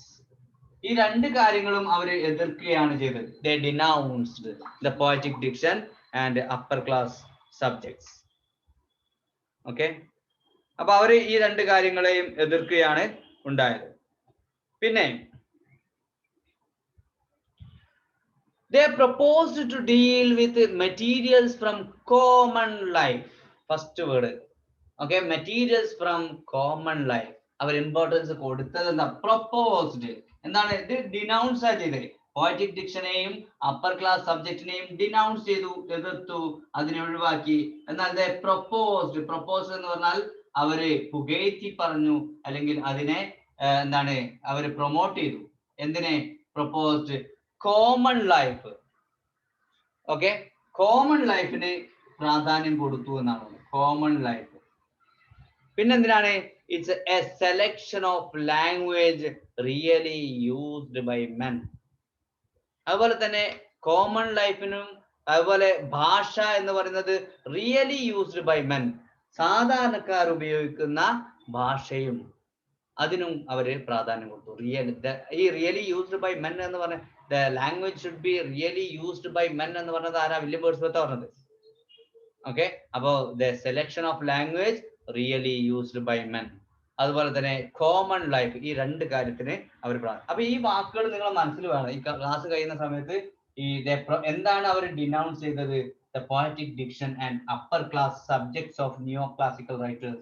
പിന്നെന്താണ് അവര് പ്രൊപ്പോസ് ചെയ്തത്? Common life, the common life and അതുപോലെ തന്നെ selection of language really used by men. ചുരുക്കി പറഞ്ഞാൽ ഓർഡിനറി ലാംഗ്വേജ് അല്ലെങ്കിൽ ഓർഡിനറി പീപ്പിൾസ് ലാംഗ്വേജ്. ഓക്കെ, ഇതാണ് അവർ ഉപയോഗിച്ചിരുന്നത്. അതുപോലെ treatment of lowly subjects violated the neo classical rule of decorum. അപ്പൊ അവിടെയാണ് ഞാൻ കഴിഞ്ഞ ക്ലാസ്സിൽ പറഞ്ഞതാണ് ഡെക്കോറം, പെരുമാറ്റച്ചട്ടം, ഔചിത്യം എന്നുള്ള കാര്യങ്ങളാണ് ഡെക്കോറം എന്ന് പറയുന്നത്. അവർക്കൊരു ഡെക്കോറം ഉണ്ടായിരുന്നു. ആർക്ക്? നിയോ ക്ലാസിക്കൽ റൈറ്റേഴ്സിന് ഒരു ഡെക്കോറം ഉണ്ടായിരുന്നു. ആ ഡെക്കോറം, ആ ഔചിത്യം കീപ്പ് ചെയ്തുകൊണ്ട് മാത്രമേ അവർക്ക് എഴുതാൻ സാധിച്ചിരുന്നുള്ളൂ. ആർക്ക്? Neoclassical writers. ഓക്കെ, അതുകൊണ്ട് തന്നെ ഈ ലോലി സബ്ജക്ട്സ്, താഴ്ന്ന ആളുകളുടെ പിന്നെ പ്രശ്നങ്ങളും പിന്നെ അവരുടെ വിഷയങ്ങളും ഒന്നും കവിതയിൽ, സാധാരണക്കാരന്റെ വിഷയങ്ങളൊന്നും കവിതയിൽ ഉണ്ടാവരുത് എന്ന് ആ ഡെക്കോറത്തിൽ പറയുന്നുണ്ട്. ആരുടെ ഡെക്കോറത്തിൽ? നിയോ ക്ലാസിക്കൽ ഡെക്കോറത്തിൽ പറയുന്നുണ്ട്. അതിനെ എതിർത്തുകൊണ്ടാണ് നമ്മുടെ റൊമാൻറ്റിക് റൈറ്റേഴ്സ് വരുന്നത്. അങ്ങനെയല്ല, പിന്നെ നമുക്ക് സാധാരണക്കാരന്റെ ജീവിതവും കവിതയിൽ ആസ്പദമാക്കി വരാം, അല്ലെങ്കിൽ കവിതയിൽ വിഷയമായിട്ട് വരാം. അപ്പൊ ഇവിടെ ആ നിയോ ക്ലാസിക്കൽ ഡെക്കോറത്തെയാണ് അത് എതിർക്കുന്നത്. നിയോ ക്ലാസിക്കൽ ഡെക്കോറത്തെ എതിർത്തുകൊണ്ട് അവരോട് പറയാണ് നിങ്ങൾ എന്താണ് നിങ്ങൾ ഉയർന്ന ആളുകളുടെ അപ്പർ ക്ലാസിന്റെ മാത്രം സബ്ജക്ട് മാറ്റർ അല്ല, ലോവർ ക്ലാസിന്റെ അല്ലെങ്കിൽ കോമൺ പീപ്പിളിന്റെ സബ്ജക്റ്റും ടോപ്പിക്കും അത് സബ്ജക്റ്റ് ആയിട്ട് വരാം എന്ന് അദ്ദേഹം പറയാണ്. So which asserted that the serious genres should deal only with the momentous actions of royal or aristocratic characters in an appropriately elevated style. അപ്പൊ നിയോ ക്ലാസിക്കൽ റൈറ്റേഴ്സ് ഓൾറെഡി പറഞ്ഞതാണ്, അവരുടെ ഡെക്കോറത്തിൽ പറയുന്നുണ്ട്, അവരുടെ ആ ഔചിത്യത്തിൽ പറയുന്നുണ്ട്. എന്താണ് അവർ ഊന്നി പറയുന്നത്? എന്താണ്? The serious genre should deal only with the momentous actions of royal or aristocratic characters. Serious ആയിട്ടുള്ള കാര്യങ്ങൾ അരിസ്റ്റോക്രാറ്റിക് ക്യാരക്ടേഴ്സ് ഉൾപ്പെടുത്തണം, അല്ലെങ്കിൽ പിന്നെ റോയൽ സബ്ജക്റ്റ് ആയിരിക്കണം സീരിയസ് ആയിട്ടുള്ള കാര്യങ്ങളിൽ ചർച്ച ചെയ്യേണ്ടത്. അപ്പൊ കവിതയിൽ റോയൽ സബ്ജക്റ്റിനും അതുപോലെ അരിസ്റ്റോക്രാറ്റിക് ക്യാരക്ടേഴ്സിനും കൂടുതൽ പ്രാധാന്യം കൊടുക്കണം, അതും എലിവേറ്റഡ് സ്റ്റൈലിലായിരിക്കണം. അപ്പൊ 3 കാര്യങ്ങൾ പറഞ്ഞു. ഒന്ന്, സീരിയസ് ആയിട്ടുള്ള കാര്യങ്ങളിൽ momentous actions of royal or aristocratic characters, royal അല്ലെങ്കിൽ അരിസ്റ്റോക്രാറ്റിക് ക്യാരക്ടേഴ്സ് ആണ് അതിൽ ഉൾപ്പെടുത്തേണ്ടത്. അതുപോലെ തന്നെ എലിവേറ്റഡ് സ്റ്റൈൽ ആയിരിക്കണം ഇതിൽ ഉപയോഗിക്കേണ്ടത്, എലിവേറ്റഡ് സ്റ്റൈൽ ഉപയോഗിക്കണം, അതുപോലെ തന്നെ അരിസ്റ്റോക്രാറ്റിക് ക്യാരക്ടേഴ്സ് ഉപയോഗിക്കണം. ഓക്കെ, അപ്പൊ ഈ കാര്യങ്ങൾക്കായിരുന്നു നമ്മുടെ നിയോ ക്ലാസിക്കൽ റൈറ്റേഴ്സ് പ്രാധാന്യം കൊടുത്തിരുന്നത്. അതിൽ നിന്ന് മാറി അതിനെ എതിർത്തുകൊണ്ട് അവർ പറയാണ് ലോലി സബ്ജക്റ്റ്, വളരെ സാധാരണക്കാരന്റെ വിഷയങ്ങളും നമ്മൾ കവിതയിൽ കൊണ്ടുവരണം എന്ന് പറഞ്ഞ ആളുകളാണ് റൊമാൻറ്റിക് റൈറ്റേഴ്സ്. ഇങ്ങോട്ട് നോക്കൂ, സാമുവൽ ടൈലർ കോൾറിഡ്ജിനെ നമുക്ക് അറിയാം, പിന്നെ അതുപോലെ ജോൺ കീറ്റ്സ്. ഇവരൊക്കെ പിന്നെ ഈ സൂപ്പർ നാച്ചുറൽ ആയിട്ടുള്ള കാര്യങ്ങൾക്ക് പ്രാധാന്യം കൊടുത്ത ആൾക്കാർ. Super natural. സാമുവൽ ടൈലർ കോൾറിഡ്ജിന്റെ നമുക്ക് കുബ്ലാ ഖാൻ എന്ന് പറയുന്ന ഒരു വർക്കിനെ അറിയാം അല്ലേ? കുബ്ലാ ഖാൻ, അതില് പിന്നെ കറക്റ്റ് ആയിട്ട് സൂപ്പർ നാച്ചുറൽ എലമെന്റ്സ് അതിൽ വരുന്നുണ്ട്. അതുപോലെ ജോൺ കീറ്റ്സിനെ നമുക്കറിയാം, പിന്നെ നമ്മുടെ ode to a nightingale, ode on a Grecian urn, അതിലൊക്കെ സൂപ്പർ നാച്ചുറൽ ആയിട്ടുള്ള കാര്യങ്ങൾ വരുന്നുണ്ട്. Okay, so they dealt with supernatural things അല്ലെങ്കിൽ സൂപ്പർ നാച്ചുറൽ ക്യാരക്ടേഴ്സ്. ആര്? പിന്നെ നമ്മുടെ കോൾറിഡ്ജും അതുപോലെ തന്നെ ജോൺ കീറ്റ്സും ഒക്കെ സൂപ്പർ നാച്ചുറൽ ക്യാരക്ടേഴ്സിനെ ഡീൽ ചെയ്ത ആൾക്കാരാണ്. ഓക്കെ, അപ്പൊ അതുകൊണ്ടാണ് ഈ സൂപ്പർ നാച്ചുറൽ ക്യാരക്ടേഴ്സ് എന്ന് പറഞ്ഞാൽ തന്നെ നിയോ ക്ലാസിക്കൽ ക്യാരക്ടേഴ്സിന് എതിരാണ്. കാരണം റോയൽ സബ്ജക്റ്റും റിയൽ ക്യാരക്ടേഴ്സിന് മാത്രമായിരുന്നു നിയോ ക്ലാസിക്കൽ റൈറ്റേഴ്സ് പ്രാധാന്യം കൊടുത്തിരുന്നത്. ഓക്കെ, ഇങ്ങനെ സൂപ്പർ നാച്ചുറൽ കാര്യങ്ങളൊക്കെ കൊടുക്കുക എന്ന് പറഞ്ഞാൽ അത് കവിതയുടെ ലക്ഷണമേ അല്ല എന്ന് പണ്ട് നിയോ ക്ലാസിക്കൽ റൈറ്റേഴ്സ് പറഞ്ഞതാണ്. പക്ഷെ അതിനെതിരായിക്കൊണ്ട് കോൾറിഡ്ജിനെ പോലുള്ള അതുപോലെ ജോൺ കീറ്റ്സിനെ പോലുള്ള ആളുകളൊക്കെ എന്താണ് സൂപ്പർ നാച്ചുറൽ ക്യാരക്ടേഴ്സിനെ കൈകാര്യം ചെയ്യാൻ തുടങ്ങി. സബ്ജക്ട് മാറ്ററും സൂപ്പർ നാച്ചുറൽ ആയിട്ടുള്ള കാര്യങ്ങളൊക്കെ കൈകാര്യം ചെയ്യാൻ തുടങ്ങി. ഇനി വില്യം വേർഡ്സ്വർത്ത്, അതുപോലെ വില്യം ബ്ലേക്ക്, പി.ബി. ഷെല്ലി, ഇവരൊക്കെ they were the persona of a poet prophets. Poet prophets ആയിട്ടാണ് അവർ അറിയപ്പെടുന്നത്. ആരൊക്കെയാണ്? വില്യം വേർഡ്സ്വർത്ത് ആയാലും വില്യം ബ്ലേക്കിന്റെ tiger, lamb, songs of innocence, songs of experience ഒക്കെ നമുക്ക് അറിയുന്നതാണ്. അതുപോലെ പി.ബി. ഷെല്ലിയുടെ മെയിൻ ആയിട്ടുള്ള ഒരു ബുക്കാണ് ഏത്? Ode to the west wind എന്ന് പറയും പി.ബി. ഷെല്ലി. ചെഞ്ചി എന്ന് പറയുന്ന ചെഞ്ചി എന്ന് പറയുന്ന ഒരു നാടകം എഴുതിയതും പി.ബി. ഷെല്ലി അല്ലെ? ചെഞ്ചി പി.ബി. ഷെല്ലി ആണോ അല്ലെ അദ്ദേഹത്തിന്റെ ഭാര്യയാണോ നമുക്കറിയോ? അദ്ദേഹത്തിന്റെ ഭാര്യ എന്തോ ഒരു ഷെല്ലിയാണല്ലോ, മേരി ഷെല്ലി അല്ലെ? മേരി ഷെല്ലിന്റെ അല്ലേ ചെഞ്ചി എന്ന് പറഞ്ഞത്? ഓക്കെ, ചെഞ്ചിയുടെ ഒരു വർക്ക് പറയുന്നുണ്ട്, സോറി പി.ബി. ഷെല്ലിന്റെ ഒരു വർക്ക് പിന്നീട് പറയും കേട്ടോ. ഏതായാലും Ode to the west wind എന്ന് പറയുന്ന വർക്ക് എഴുതിയത് പി.ബി. ഷെല്ലിയാണ് കേട്ടോ. അതുപോലെ വില്യം വേർഡ്സ്വർത്തിനെ നമുക്ക് അറിയുന്നതാണ്, വില്യം ബ്ലേക്കിനെ നമുക്കറിയാം. ഇവരൊക്കെ പോയറ്റ് പ്രോഫറ്റ്സ് ആയിട്ടാണ് അറിയപ്പെടുന്നത്. വില്യം ഇതിൽ ഏറ്റവും പോയറ്റ് പ്രോഫറ്റിന് ഏറ്റവും നല്ല ഉദാഹരണം എന്ന് പറയുന്നത് പി.ബി. ഷെല്ലിയാണ്. കാരണം ഓഡ് ടു ദ വെസ്റ്റ് വിൻഡില് പിന്നെ ഇദ്ദേഹം ഒരു പ്രോഫസിയാണ് നടത്തുന്നത്. ഇപ്പോ എന്താണ് വൈൽഡ് വെസ്റ്റ് വിൻഡിനെ ഒരു ദൈവീകമായിട്ട് കണക്കാക്കിക്കൊണ്ട് അത് ഹീസ് ദ എന്താണ് destroyer of dead seeds and preserver of the new one അല്ലേ? അപ്പൊ എക്സ്ക്യൂസ് മീ, പി.ബി. ഷെല്ലിയുടെ തന്നെയാണ് ചെഞ്ചി. അതോ മേരി ഷെല്ലി അല്ല അല്ലെ? അല്ല, പി.ബി. ഷെല്ലിയുടെ തന്നെ. മേരി ഷെല്ലിന്റെ ഒരു വർക്ക് ഉണ്ടല്ലോ പഠിക്കാൻ അല്ലെ? ചെഞ്ചി എന്നുള്ള വർക്ക് പി ബി ഷെല്ലി തന്നെയാണെന്നാണ് പറഞ്ഞത് കേട്ടോ. അതുപോലെ അപ്പൊ ഇവരൊക്കെ എന്താണ് പോയറ്റ് പ്രോഫറ്റ്സ് ആയിട്ടാണ് അറിയപ്പെടുന്നത്. അപ്പൊ അതിൽ നമ്മൾ ശ്രദ്ധിക്കേണ്ട കാര്യം 3 ആളുകളാണ് പോയറ്റ് പ്രോഫറ്റ്സ് ആയിട്ട് അറിയപ്പെടുന്നത്: William Wordsworth, P B Shelley and William Blake. William ബ്ലേക്കിന്റെ പിന്നെ ദ ടൈഗർ അതുപോലെ തന്നെ ദ ലാംബ്, ഈ വർക്കിലൊക്കെ നമുക്ക് പറയുന്നത് ശരിക്കും ഒരു പ്രോഫറ്റിക് ക്യാരക്ടേഴ്സ് അതിലുണ്ട്. ഓക്കെ, ആ ടൈഗർ ബേണിംഗ് ബ്രൈറ്റ് എന്നൊക്കെ പറയുന്ന സമയത്ത് അല്ലേ? യെസ്. പിന്നെ പോയറ്റിക് സിംബലിസം അവർ ഉപയോഗിച്ചിരുന്നു എന്നാണ് ഇവരുടെ പ്രത്യേകത. ഇവര് പി ബി ഷെല്ലിയെ പോലുള്ള ബ്ലേക്കിനെയും ഷെല്ലിയെയും പോലുള്ള ആളുകളൊക്കെ, റൈറ്റേഴ്സ് ഒക്കെ പോയറ്റിക് സിംബലിസം ഉപയോഗിച്ചിരുന്നു. And the objects are charged with a significance beyond their physical qualities. അതായത് അവരുടെ ആ ഫിസിക്കൽ ക്വാളിറ്റീസിനേക്കാൾ അപ്പുറത്തേക്കുള്ള ഒരു പ്രാധാന്യം അവരുടെ ഒബ്ജക്ട്സിന് ഉണ്ടായിരുന്നു എന്നുള്ളതാണ്. അപ്പൊ അവര് ഇപ്പൊ ഒരു ആനുവലിൽ പറയുകയാണെങ്കിലും ഒരു ടൈഗറിനെ കുറിച്ച് പറയുകയാണെങ്കിലും ആ ഫിസിക്കൽ ആയിട്ടുള്ള ടൈഗർ അല്ല അവർ ഉദ്ദേശിക്കുന്നത്, അതിനേക്കാൾ അപ്പുറമാണ്. ഒരു ദൈവീകമായിട്ടുള്ള ഒരു കഴിവ് അതുണ്ട്. അതുകൊണ്ടാണല്ലോ tiger burning bright in the forest of the night എന്നൊക്കെ പറഞ്ഞിട്ട് ആ ടൈഗറിനെ കുറിച്ച് പറയുന്നുണ്ടല്ലോ. വെറും ടൈഗർ അല്ല അത് ശരിക്ക് ദൈവീകമായിട്ടുള്ള ഒരു ക്വാളിറ്റി. എക്സ്ക്യൂസ് മീ, മേരി ഷെല്ലിയുടെ വർക്ക് ഫ്രാങ്കൻസ്റ്റൈൻ ആണ്. The modern Prometheus. അതെ, കറക്റ്റ്. അത് കോളേജിയറ്റിന് ഉണ്ടായിരുന്നു ഫ്രാങ്കൻസ്റ്റൈൻ. ഓക്കെ, അപ്പോ ചെഞ്ചി എന്ന് പറയുന്ന പി ബി ഷെല്ലി തന്നെയാണ് കേട്ടോ.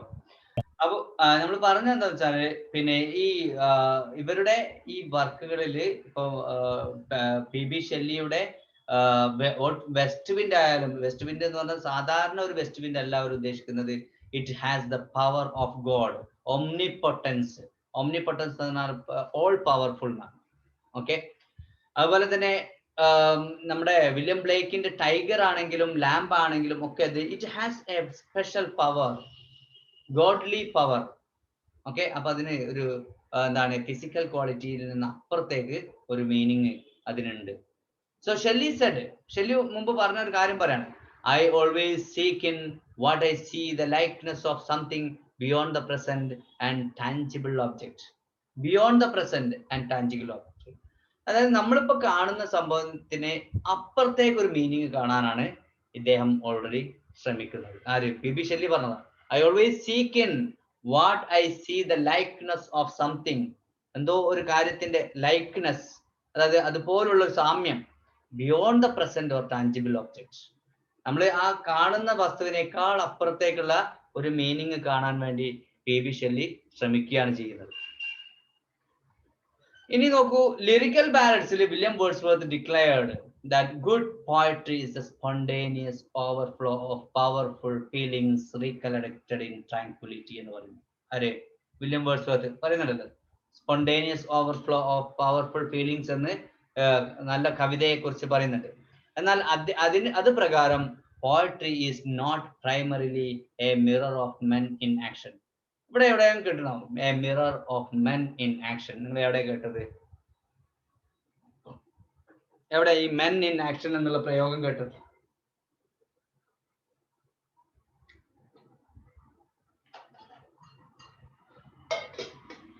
കേട്ടില്ല? ഞാൻ പറഞ്ഞതാണ് ക്ലാസ്സിൽ. ആർക്കെങ്കിലും മെമ്മറി കപ്പാസിറ്റി ഉണ്ടോ നോക്കട്ടെ. മെൻ ഇൻ ആക്ഷൻ എവിടെയും കേട്ടില്ല? ഡെഫിനിഷനിൽ പറഞ്ഞാണോ? ആരെ? ഏതില്? ട്രാജഡി. കറക്റ്റ്. ട്രാജഡിന്റെ ഡെഫിനിഷൻ അല്ല, പക്ഷെ ഇമിറ്റേഷൻ എന്ന് പറയുന്ന സംഭവം പറയുന്നില്ലേ? അപ്പം ഈ ഇമിറ്റേറ്റ് 3 kinds ഓഫ് ഇമിറ്റേഷൻ ഉണ്ട് എന്നുള്ളത്. അപ്പൊ മെൻ, ആ സമയത്ത് നമ്മൾ പറഞ്ഞിരുന്നു മെൻ ഇൻ ആക്ഷൻ. അത് ഇവിടെ പറയാൻ കാരണം എന്തായിരിക്കും? ആലോചിച്ച് നോക്കിങ്ങള്. ഈ നിയോ ക്ലാസിക്കൽ പോയട്രിക്ക് എതിരായിക്കൊണ്ടാണല്ലോ നമ്മൾ ഈ ഇവിടെ റൊമാൻറ്റിസിസം വന്നത്.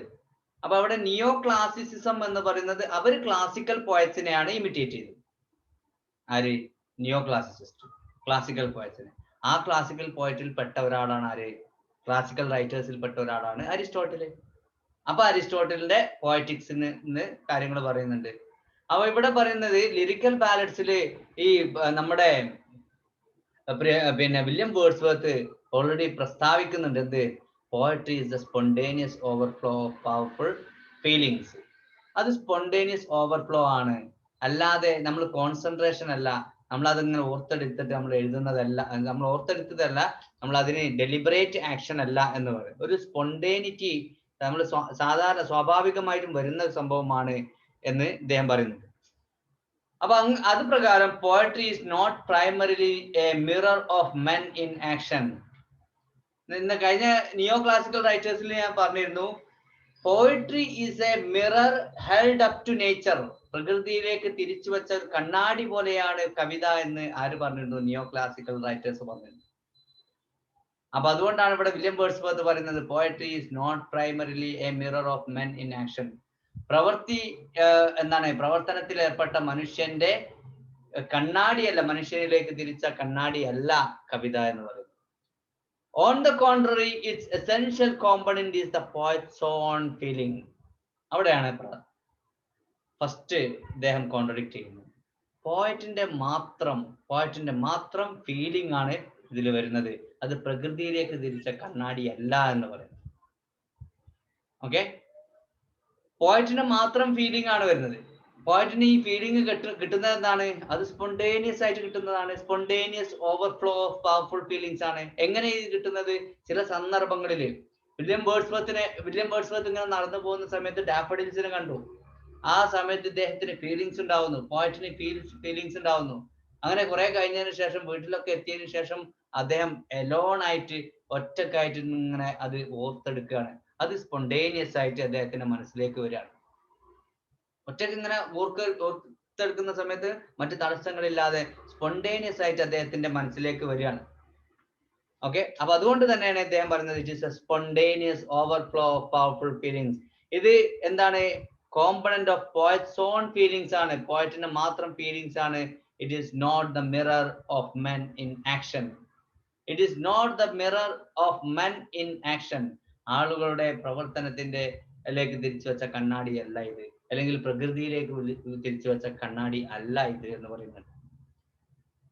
ദ പ്രോസസ് ഓഫ് കോമ്പഷൻ, ഈ ഒരു കവിത ഉണ്ടാക്കുന്ന ആ രീതിയെ കുറിച്ച് അദ്ദേഹം പറയുന്നുണ്ട്. എന്താണെന്ന് പറയുന്നത് ഇറ്റ് ഈസ് എ സ്പോണ്ടേനിയസ് എന്നുള്ള വാക്കിനെയാണ് അദ്ദേഹം ആദ്യം പ്രാധാന്യം കൊടുക്കുന്നത്. Spontaneous overflow of powerful feelings എന്നാണല്ലോ. അപ്പൊ അതുകൊണ്ട് ആദ്യം അദ്ദേഹം പറയുന്ന വാക്കാണ് സ്പോണ്ടേനിയസ്.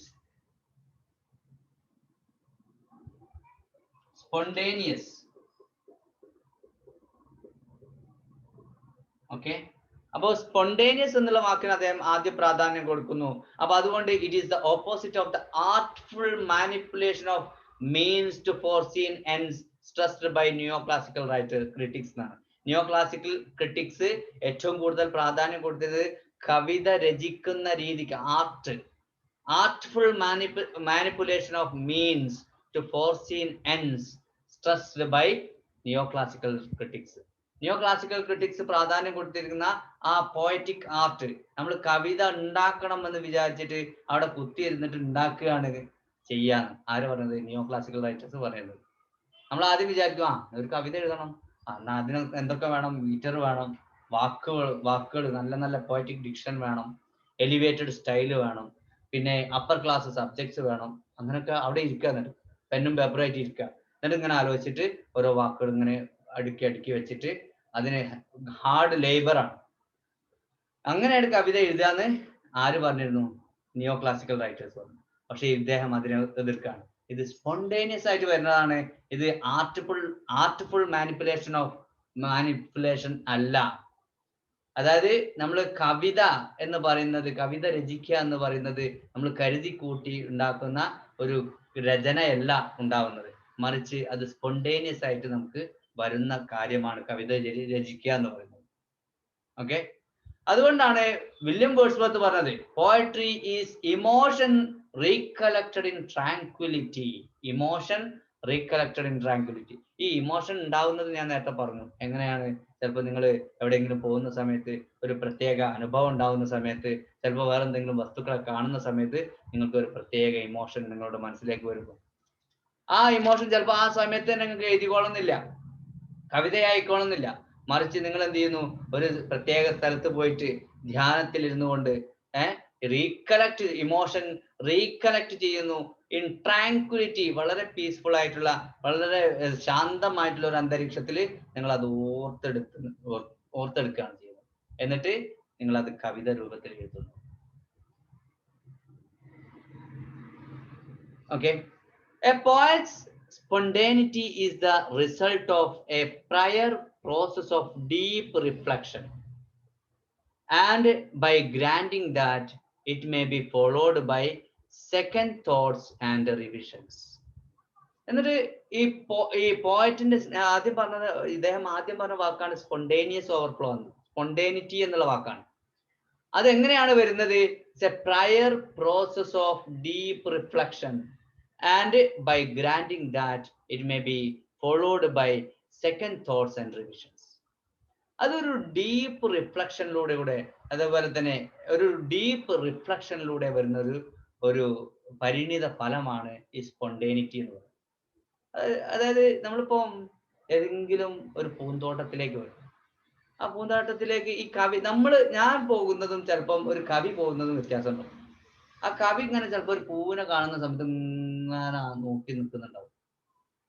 ഞാൻ ചിലപ്പം അവിടെയുള്ള മറ്റ് എന്തെങ്കിലും പേരക്കയോ അല്ലെങ്കിൽ ആപ്പിളോ അങ്ങനെ എന്തെങ്കിലും സാധനങ്ങൾ ഉണ്ടെങ്കിൽ അതൊക്കെ എടുത്ത് പറിച്ച് കഴിക്കുന്നുണ്ടാവും. അതാണ് നമ്മൾ കവിയും ഞാനും തമ്മിലുള്ള വ്യത്യാസം ഉണ്ടാവും, അല്ലെങ്കിൽ നിങ്ങളും തമ്മിലുള്ള വ്യത്യാസം ഉണ്ടാവും. ഓക്കെ, അപ്പൊ എന്താന്ന് വെച്ചിട്ടുണ്ടെങ്കിൽ ഈ കവികളാണെങ്കിൽ എന്ത് ചെയ്യും? ഡീപ്പ് റിഫ്ലക്ഷൻ ആണ്. ആ സംഭവം ഇങ്ങനെ ആലോചിച്ചിട്ട് മനസ്സിലൂടെ ഇങ്ങനെ വരുന്നുണ്ടോ സാർ, റിഫ്ലക്ട് ചെയ്യുന്നുണ്ടോ. അതിന്റെ ഫലമാണ് ശരിക്കും ഈ സ്പോണ്ടേനിറ്റി എന്ന്. അങ്ങനെയാണ് ഈ സ്പോണ്ടേനിയസ്, ഈ കവിത ഇങ്ങനെ തലച്ചോറിലേക്ക് എത്തുന്നത്. എന്നിട്ട് പിന്നീട് ചെയ്യുന്ന കാര്യമാണ് എന്ത്? It may be followed by second thoughts and revisions. പിന്നെയും അതിനെക്കുറിച്ച് ചിന്തിക്കുന്നു.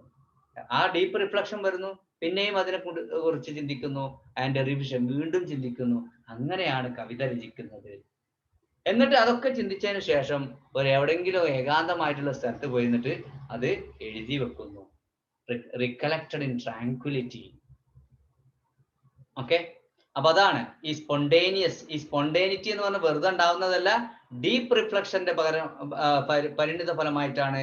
പിന്നെ എന്തും കൂടി അതിൽ വരുന്നുണ്ട്, സെക്കൻഡ് തോട്ട്സ് ആൻഡ് റിവിഷൻസ്, പുനർചിന്ത വരുന്നുണ്ട്. ആ റിഫ്ലക്ട് ചെയ്ത ആ ഫീലിങ്ങിനെ കുറിച്ചിട്ട് വീണ്ടും ചിന്തിക്കുന്നു, അല്ലേ?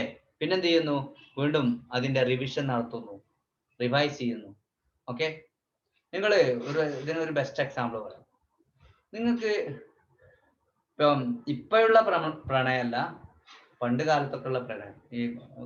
ഇപ്പോഴുള്ള വെറും കാർണൽ അല്ലെങ്കിൽ സെക്ഷൽ അട്രാക്ഷൻ മാത്രമാണ് അത് പ്രണയം എന്ന് വിളിക്കാൻ പറ്റും. ഇപ്പോഴുള്ള അല്ല, കുറെയൊക്കെ. പണ്ട് കാലത്തൊക്കെ നിങ്ങൾ ഒരു പെൺകുട്ടിയെ കാണാൻ, ഒരു ജെൻസിനോട് പറയണം. അപ്പൊ ആ പെൺകുട്ടിയെ കാണുന്ന സമയത്ത് നിങ്ങൾക്ക് ആ ആളെ ഭയങ്കര ഇഷ്ടപ്പെട്ടു. ഓക്കെ, അയാളുടെ ക്യാരക്ടറും ഇഷ്ടപ്പെട്ടു. അങ്ങനെ പെൺകുട്ടി നേരെ തിരിച്ചാണെങ്കിലും, ചിലപ്പോൾ വേറെ പെൺകുട്ടികൾക്ക് ആൺകുട്ടികളോടാണെങ്കിലും ചിലപ്പോൾ അയാളെ ഭയങ്കര ഇഷ്ടപ്പെട്ടു. നിങ്ങൾ ആ വീട്ടിൽ പോയിട്ട് ചിലപ്പം രാത്രിയിൽ ഉറക്കം കിട്ടുന്നുണ്ടാവില്ല. ചിലപ്പോൾ ആ കുട്ടിയെ കുറിച്ചുള്ള ഓർമ്മകളാണ് ഉണ്ടാവാം. അതുപോലെ പെൺകുട്ടിയാണെങ്കിൽ ആ ബോയിനോടുള്ള ഒരു ഓർമ്മകൾ നിങ്ങളെ അലട്ടുന്നുണ്ടാവാം. ഓക്കെ, പിന്നീട് എന്ത് ചെയ്യുന്നു? നിങ്ങൾക്ക് ഒന്നുകൂടി കാണാൻ തോന്നുന്നു, അയാളെ ഒന്നുകൂടി കാണാൻ തോന്നുന്നു, അല്ലെങ്കിൽ ആ പെൺകുട്ടിയെ ഒന്നുകൂടി കാണാൻ തോന്നുന്നു. ഓക്കെ, അതൊന്ന് സംസാരിക്കണമെന്ന് തോന്നുന്നു. ഓക്കെ, അപ്പൊ അവിടെ എത്രത്തോളം നമ്മൾ അവരിൽ നിന്ന് അകന്നു നിൽക്കുന്നോ അത്രത്തോളം ഫീലിംഗ് നമ്മൾ ഇങ്ങനെ കൂടുന്നു. പിന്നെയും അടുക്കാനും അവരോടുള്ള ആ ഒരു ഒരു ഫീലിംഗ്, ഒരു അറ്റാച്ച്മെന്റ് അവർക്ക് ഉണ്ടാക്കാനും ആ പ്രണയത്തിൽ അവർ ശ്രമിച്ചുകൊണ്ടിരിക്കുകയാണ്, അല്ലേ? മറിച്ച് ഇന്നത്തെ പ്രണയം എന്ന് പറഞ്ഞാൽ വെറും ബോഡിയിലി അട്രാക്ഷൻ മാത്രമേ ഉള്ളൂ, അല്ലാതെ മാനസികമായിട്ടുള്ള അട്രാക്ഷൻ ഇല്ല. ഓക്കെ, അപ്പൊ അതിനെ കുറിച്ചല്ല ഞാൻ പറഞ്ഞത്. അപ്പൊ ആ പണ്ടത്തല്ല, അതേപോലെ തന്നെയാണ് ഒരു കവിത രചിക്കുന്ന കവികൾ എന്ന് പറയുന്നത്. അവരെന്തെങ്കിലും ഒരു വസ്തുവിനെ കാണുന്നു. ഈ വസ്തുവിനെ കണ്ടു കഴിഞ്ഞിട്ടുണ്ടെങ്കിൽ അവർക്ക് അതിനുള്ള ഒരു ഡീപ്പ് റിഫ്ലക്ഷൻ അവരുടെ ഉള്ളിൽ നിന്നുണ്ടാവും. പിന്നീട് അത് കഴിഞ്ഞിട്ട് കുറച്ചുകൂടി കഴിഞ്ഞ് വീണ്ടും അതിനെക്കുറിച്ച് അദ്ദേഹം ഓർക്കുന്നു. ആ ലവറ് ഓർത്ത പോലെ ഈ കവി അതിനെക്കുറിച്ച് വീണ്ടും ഓർക്കുന്നു. വീണ്ടും അത് എന്താണ് റിവൈസ് ചെയ്യുന്നു, ആ ഒരു റിവിഷൻ നടക്കുന്നു ഈ ചിന്തകൾ. അപ്പൊ അങ്ങനെയാണ് ഈ കവിത രചിക്കുന്നത് എന്ന് വില്യം വേർഡ്സ്വർത്ത് പറഞ്ഞു. Okay, so the immediate act of composition must be spontaneous. നമ്മൾ ആദ്യം ഒരു കവിത രചിക്കുകയാണെങ്കിൽ അതിൽ ആദ്യം ചെയ്യുന്നത് സ്പോണ്ടേനിയസ് ആണ്. സ്പോണ്ടേനിയസ് ആണ്. അതിൽ എന്തൊക്കെ വരുന്നുണ്ട് നമ്മൾ പറഞ്ഞത്?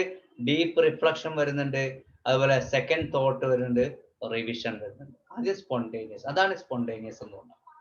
So spontaneous overflow of powerful feelings, emotions recollected in tranquillity എന്ന് പറയുന്നില്ലേ, അതില് സ്പോണ്ടേനിയസ് എന്നതുകൊണ്ട് ഉദ്ദേശിക്കുന്നത് deep reflection, second thought and revision. ഇതാണ് ആദ്യം വരുന്നത്. ഓക്കെ, അതുപോലെ തന്നെ ദാറ്റ് ഈസ് അൺഫോഴ്സ്ഡ്. നമ്മൾ അത് കരുതി കൂട്ടി ചെയ്യുന്നതല്ല, ഒരിക്കലും നമ്മൾ കരുതി കൂട്ടി ചെയ്യുന്നതല്ല. അത് എന്ത്? അൺഫോഴ്സ്ഡ് ആണ്. ആരും നമ്മളെ നിർബന്ധിക്കുന്നില്ല. And free of what Wordsworth decreed as the artificial. അപ്പൊ ആർട്ടിഫിഷ്യൽ എന്ന് പറഞ്ഞ ആ വാക്ക് തന്നെ നിയോ ക്ലാസിക്കൽ റൈറ്റേഴ്സിന്റെ. അപ്പൊ അതിൽ നിന്ന് അതല്ല, അതിൽ നിന്ന് സ്വതന്ത്രമാണ് spontaneous. So spontaneous is the opposite of artificial. അപ്പൊ ആർട്ടിഫിഷ്യൽ എന്ന് പറഞ്ഞിരുന്നത് ആരായിരുന്നു? നിയോ ക്ലാസിക്കൽ റൈറ്റേഴ്സ് ആണ്. സ്പോണ്ടേനിയസ് എന്ന് പറയുന്നത് നമ്മുടെ റൊമാൻറ്റിക് റൈറ്റേഴ്സ് ആണ്. So it is free from artificial rules and conventions of his neoclassical predecessors. അപ്പൊ ആ നിയോ ക്ലാസിക്കൽ റൈറ്റേഴ്സിന്റെ ആ rules and conventions, artificial rules എന്നും കൺവെൻഷൻസ് എന്നും വളരെ സ്വതന്ത്രമായിക്കൊണ്ട് അൺഫോഴ്സ്ഡ് ആയിട്ടുള്ള ഒരു കാര്യമാണ് നമ്മുടെ സ്പോണ്ടേനിയസ് എന്ന് പറയുന്നത്. സ്പോണ്ടേനിയസ് ആയിരിക്കണം ഒരു കവിത എന്ന് പറയുന്നത്. അതിൽ ഡീപ്പ് റിഫ്ലക്ഷൻസ് ഉണ്ടാവും, സെക്കൻഡ് തോട്ട്സ് ആൻഡ് റിവിഷൻസ് ഉണ്ടാവും. അപ്പൊ അതിനെയാണ് സ്പോണ്ടേനിയസ് എന്നതുകൊണ്ട് ഉദ്ദേശിക്കുന്നത്. ജോൺ കീറ്റ്സ് കവിതയെ കുറിച്ച് എന്ത് പറയുന്നത്, എങ്ങനെ ആയിരിക്കണം കവിത എഴുതേണ്ടതെന്ന് ജോൺ കീറ്റ്സ് പറയുന്നുണ്ട്. ആർക്കെങ്കിലും പറയാൻ പറ്റുമോ? പറയാൻ പറ്റുകയാണെങ്കിൽ നല്ലതാണ്. ജോൺ കീറ്റ്സ് എന്താണ് പറഞ്ഞത്? കവിതയെ കുറിച്ചിട്ട് എന്താ പറഞ്ഞത്?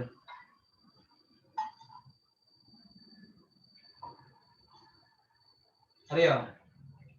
ഈ പോയട്രി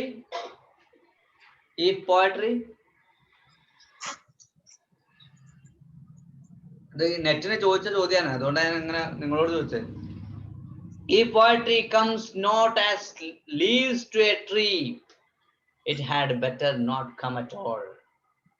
കേട്ടില്ലേ ഞങ്ങള്?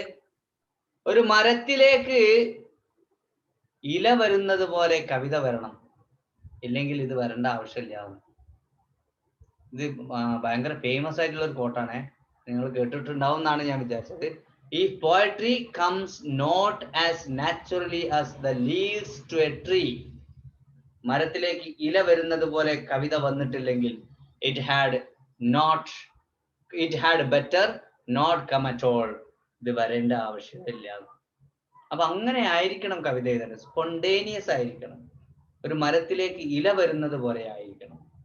വേർഡ്സ്വർത്ത് സ്പോണ്ടേനിയസ് എന്ന് ഉപയോഗിച്ച പോലെ അദ്ദേഹം ഉപയോഗിക്കുന്നത് ഇതാണ്: ഈ poetry comes not naturally as the leaves to a tree, it had better not come at all.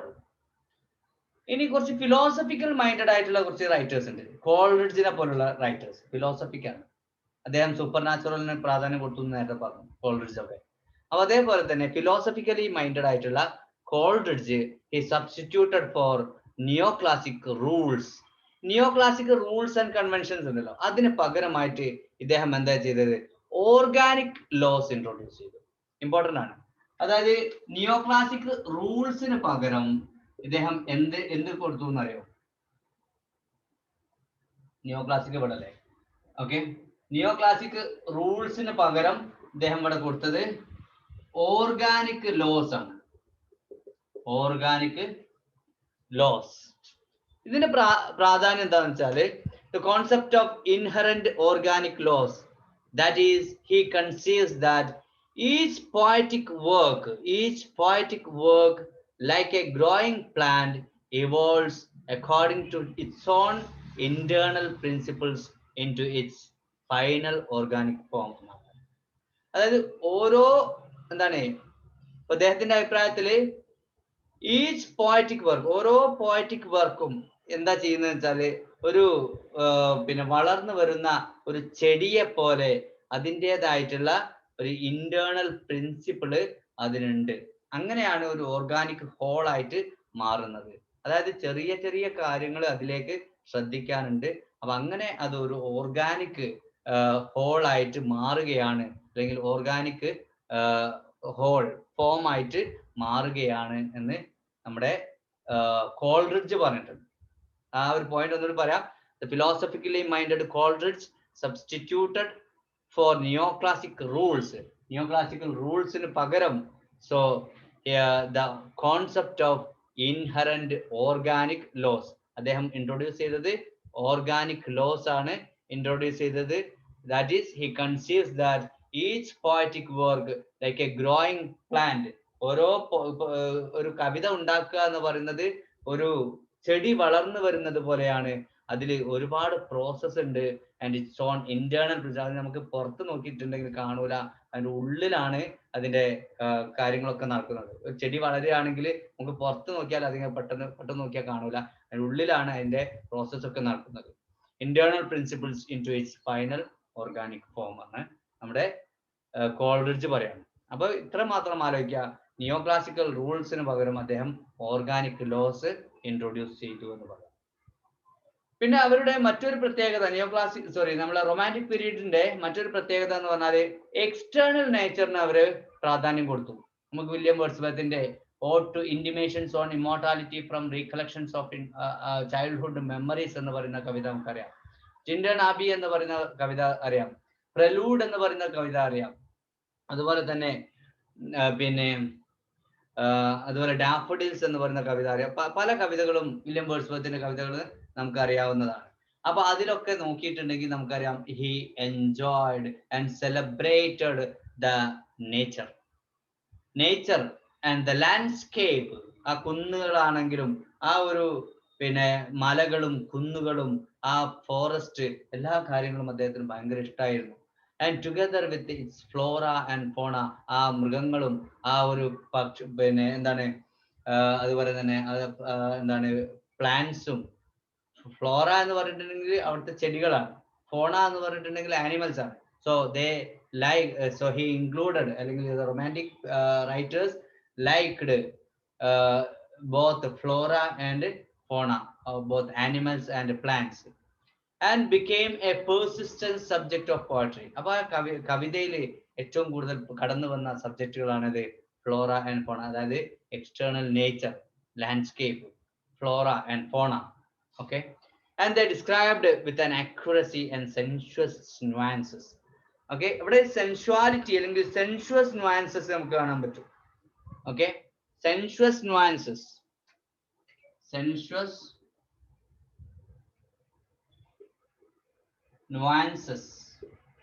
നമുക്ക് കാണാൻ പറ്റും. സെൻഷ്വസ് നുവാൻസസ്. ഓക്കെ, എന്താ നുവാൻസസ് എന്ന് പറഞ്ഞാൽ സൂക്ഷ്മമായ വകഭേദങ്ങൾ എന്നാണ്. ഓക്കെ, അപ്പോ സെൻഷ്വാലിറ്റി നമുക്ക് കാണാൻ പറ്റും. ഒരു സെൻസിനാണ് ഇവർ കൂടുതൽ പ്രാധാന്യം കൊടുത്തത്, ഫീലിങ്സിന്, ഇതിനൊക്കെയാണ് കൂടുതൽ നമ്മുടെ റൊമാൻറ്റിക് റൈറ്റേഴ്സ് കൂടുതൽ പ്രാധാന്യം കൊടുത്തത്. അപ്പൊ അതുകൊണ്ട് തന്നെ നമ്മളൊരു അദ്ദേഹം പറയുന്നുണ്ട്, നമ്മുടെ ടിൻഡൻ അബിലാന്ന് തോന്നുന്നു, ഈ ആട്ടിൻ കുട്ടികള് ഇങ്ങനെ ഓടി നടക്കുന്ന കാലഘട്ടം ഉണ്ടായിരുന്നു. എനിക്ക് തോന്നുന്നു ടിൻഡൻ അബി തന്നെയാണ് തോന്നുന്നു. ഓക്കെ, അതില് ആട്ടിൻകുട്ടികൾ ഇങ്ങനെ ചാടി നടക്കുന്ന കാലഘട്ടം ഉണ്ടായിരുന്നു. അന്ന് ഞാനും അതിന്റെ കൂടെ ഇങ്ങനെ ചാടി നടക്കാറുണ്ടായിരുന്നു എന്നൊക്കെ പറഞ്ഞിട്ട്, ഞാനും ഡൊറോത്തിയും അന്ന് ഞങ്ങൾ ഇങ്ങനെ ആ മലമുകളിലേക്ക് ഓടി കയറിയിട്ട് ഇങ്ങനെ ചാടി നടക്കാറുണ്ടായിരുന്നു എന്നൊക്കെ പറയുന്ന സമയത്ത് ആ ഒരു മൃഗങ്ങളോടും ആ ഒരു പ്രകൃതിയോടും എത്രത്തോളം അവർ അറ്റാച്ച്ഡ് ആയിരുന്നു എന്നുള്ളത് വളരെ വ്യക്തമായിട്ട് നമുക്ക് മനസ്സിലാവും. Sensuality and sensuous nuances.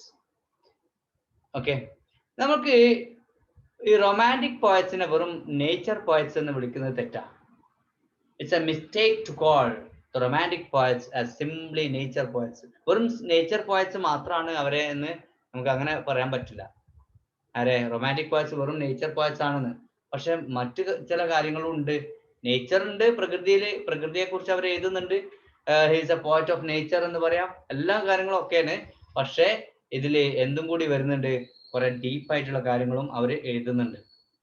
The outer scene is not presented for its own sake, but as a stimulus for the poet to engage in the most characteristic human activity. അവിടെയും ഹ്യൂമൻ ആക്ടിവിറ്റി ഇതിലും പ്രകടമാണ്. വെറും പ്രകൃതിയെക്കുറിച്ച് എഴുതുന്നത് മാത്രമല്ല, മനുഷ്യന്റെ പ്രവർത്തനങ്ങളെക്കുറിച്ചും ഈ മനുഷ്യന്റെ പ്രവർത്തനങ്ങളും പ്രകൃതിയുമായുള്ള ബന്ധങ്ങളെക്കുറിച്ചും അവർ പിന്നെ പറയുന്നുണ്ട്. മനുഷ്യന്റെ പ്രവർത്തനം എന്നത് കൊണ്ട് ഉദ്ദേശിക്കുന്നത് ഹ്യൂമൻ തിങ്കിങ് ആണ്. ഹ്യൂമൻ തിങ്കിങ്ങിനെ കുറിച്ച് അവർ കവിതയിൽ പറയുന്നുണ്ട്. അവർ ചിലപ്പം പ്രത്യക്ഷത്തിൽ കവിതയിൽ കവികളെ കുറിച്ചിട്ടും അല്ലെ പ്രകൃതിയെ കുറിച്ച് വർണ്ണിക്കുന്നുണ്ടാവാം. പക്ഷെ എന്നാലും മനുഷ്യന്റെ ചിന്തകളും അതിൽ വരുന്നുണ്ട്. വെറും നേച്ചർ പോയറ്റ്സ് മാത്രമാണ് എന്ന് പറയരുത്, കുറച്ച് ഡീപ്പായിട്ടുള്ള കാര്യങ്ങളും അവര് പറയുന്നുണ്ട്.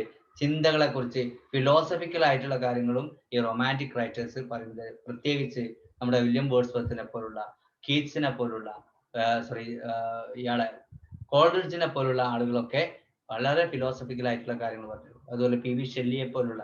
അപ്പൊ വെറും നേച്ചർ പോയറ്റ്സ് എന്ന് നമ്മൾ അതിൽ ഒതുക്കാൻ പാടില്ല എന്ന് പറഞ്ഞു. Romantic works are in fact poems of feelingful meditation. നേരത്തെ പറഞ്ഞു ഫീലിംഗ്ഫുൾ മെഡിറ്റേഷൻ ആണ്. വളരെ ഫീലിംഗ്, നമ്മുടെ ഫീലിങ്ങിനെ ടച്ച് ചെയ്യുന്ന കവിതകളാണ് അവർ എഴുതിയിട്ടുണ്ടാവുക. which although often stimulated by a natural phenomenon. ചിലപ്പോ പ്രകൃതിയിലെ ഏതെങ്കിലും പ്രതിഭാസം കൊണ്ടാവാം നമ്മളെ അത് വായിക്കാൻ പ്രേരിപ്പിക്കുന്നത്, എന്നാലും നിങ്ങൾക്ക് ഫീലിങ്സ് ഉണ്ടാക്കുന്നു, തിങ്കിങ് ഉണ്ടാക്കുന്നു. and they are concerned with the central human experiences and problem. അപ്പം വെറും നേച്ചർ പോയറ്റ്സ് അല്ല, മനുഷ്യന്റെ യഥാർത്ഥ പ്രശ്നങ്ങളെക്കുറിച്ചും അനുഭവങ്ങളെക്കുറിച്ചും അവരുടെ കവിതയിൽ വ്യക്തമായിട്ട് പറയുന്നുണ്ടാവും. Okay, central human experiences and problems, romantic writings. ഉദാഹരണത്തിന് ode to the west wind. Ode to the west wind എന്ന് പറഞ്ഞാല് മനുഷ്യന്റെ പ്രശ്നങ്ങളാണ് അതിൽ പറയുന്നത്. I fall upon the thorns of, അത് പിന്നെ അത് ode to the west wind ആണോ ഓട്ട് ടു എ നൈറ്റിംഗേൽ ആണോ എന്നുള്ളത് ചെക്ക് ചെയ്യണം കേട്ടോ. അത് എനിക്കൊന്ന് ode to the west wind തന്നെയാണെന്ന് തോന്നുന്നു. ഐ ഫോൾ അപ്പോൺ അല്ലേ പറയുന്നില്ലേ? ഓക്കെ, വെസ്റ്റ് വിൻഡ് ആണ്. അപ്പൊ ഞാൻ ഒരുപാട് പ്രശ്നത്തിൽ അകപ്പെട്ടതാണ്, എന്നെ ഒന്ന് രക്ഷിക്കൂ, നിനക്ക് മാത്രമേ അതിന് കഴിയൂ. ഓ വെസ്റ്റ് വിൻഡ്, ഓ വെസ്റ്റ് വിൻഡ് എന്ന് പറഞ്ഞിട്ട് ആ വെസ്റ്റ് വിൻഡ് അഡ്രസ്, അതിന് അപ്പോസ്ട്രോഫി എന്നാ പറയാ, അപ്പോസ്ട്രോഫി അല്ലേ. അപ്പൊ അഡ്രസ് ചെയ്തിട്ട് പറയാണ്, okay, you are the both preserver and destroyer and preserve. ഈ പ്രിസർവിങ് ആൻഡ് ഡിസ്ട്രോയിങ് എന്ന് പറയുന്നത് ആരുടെ ക്വാളിറ്റിയാണ്? ശരിക്ക് ദൈവത്തിന്റെ ക്വാളിറ്റിയാണ്. അപ്പൊ ദൈവത്തിന്റെ ക്വാളിറ്റി നമ്മുടെ വെസ്റ്റ് വിൻഡിന് കൊടുക്കുകയാണ്. അപ്പൊ അദ്ദേഹം വിളിക്കാൻ, മനുഷ്യൻ ഒരുപാട് പ്രശ്നങ്ങൾ അകപ്പെട്ടിരിക്കുകയാണ്, ഞങ്ങളെ പോലുള്ള ആളുകൾ ഇവിടെ ഒരുപാട് ദുരിതത്തിലാണ്, ഞങ്ങളെ രക്ഷിക്കണം എന്ന് പറയാണ്. അത് വെറും ലാൻഡിൽ മാത്രമല്ല,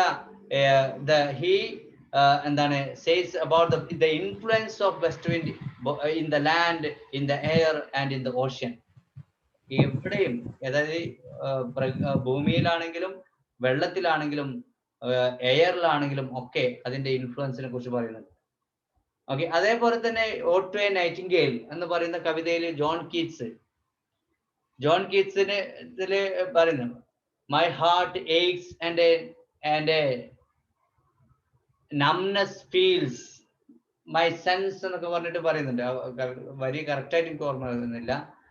അപ്പൊ അവിടെ പറയുന്നുണ്ട്, എന്റെ എന്താണ് ഹൃദയം മരവിച്ചു പോയിട്ടുണ്ട്, ഞാൻ എന്റെ ചുറ്റുപാടും കാണുന്നത് എന്ത് മാത്രമാണ്? വേദനകൾ മാത്രമാണ്. അദ്ദേഹത്തിന്റെ സഹോദരൻ ട്യൂബർക്ലോസിസ് ബാധിച്ചിട്ട് മരിക്കുകയാണ്. അദ്ദേഹത്തിന്റെ സഹോദരി ട്യൂബർക്ലോസിസ് ബാധിച്ച് മരിക്കുകയാണ്. അമ്മ ട്യൂബർക്ലോസിസ് ബാധിച്ച് മരിക്കുകയാണ്. ഇനി ഇദ്ദേഹവും മരിക്കാൻ പോവാണെന്നുള്ളത് 25 വയസ്സായിട്ടുള്ളൂ, 26ാമത്തെ വയസ്സാണ്. ഇദ്ദേഹവും മരിക്കാൻ പോവാണെന്നുള്ളത് ഇദ്ദേഹത്തിന് അറിയാം. പ്രണയിച്ചിരുന്ന ഫാനി ബ്രൗൺ എന്ന് പറയുന്ന ആ പെൺകുട്ടി ഇദ്ദേഹത്തിന് അസുഖമാണെന്ന് കണ്ട സമയത്ത് ഇദ്ദേഹത്തെ വിട്ടിട്ട് പോവാണ്. ഓക്കെ, അതേപോലെ തന്നെ അച്ഛൻ മുമ്പ് തന്നെ ആക്സിഡന്റിൽ മരിച്ചതുമാണ്.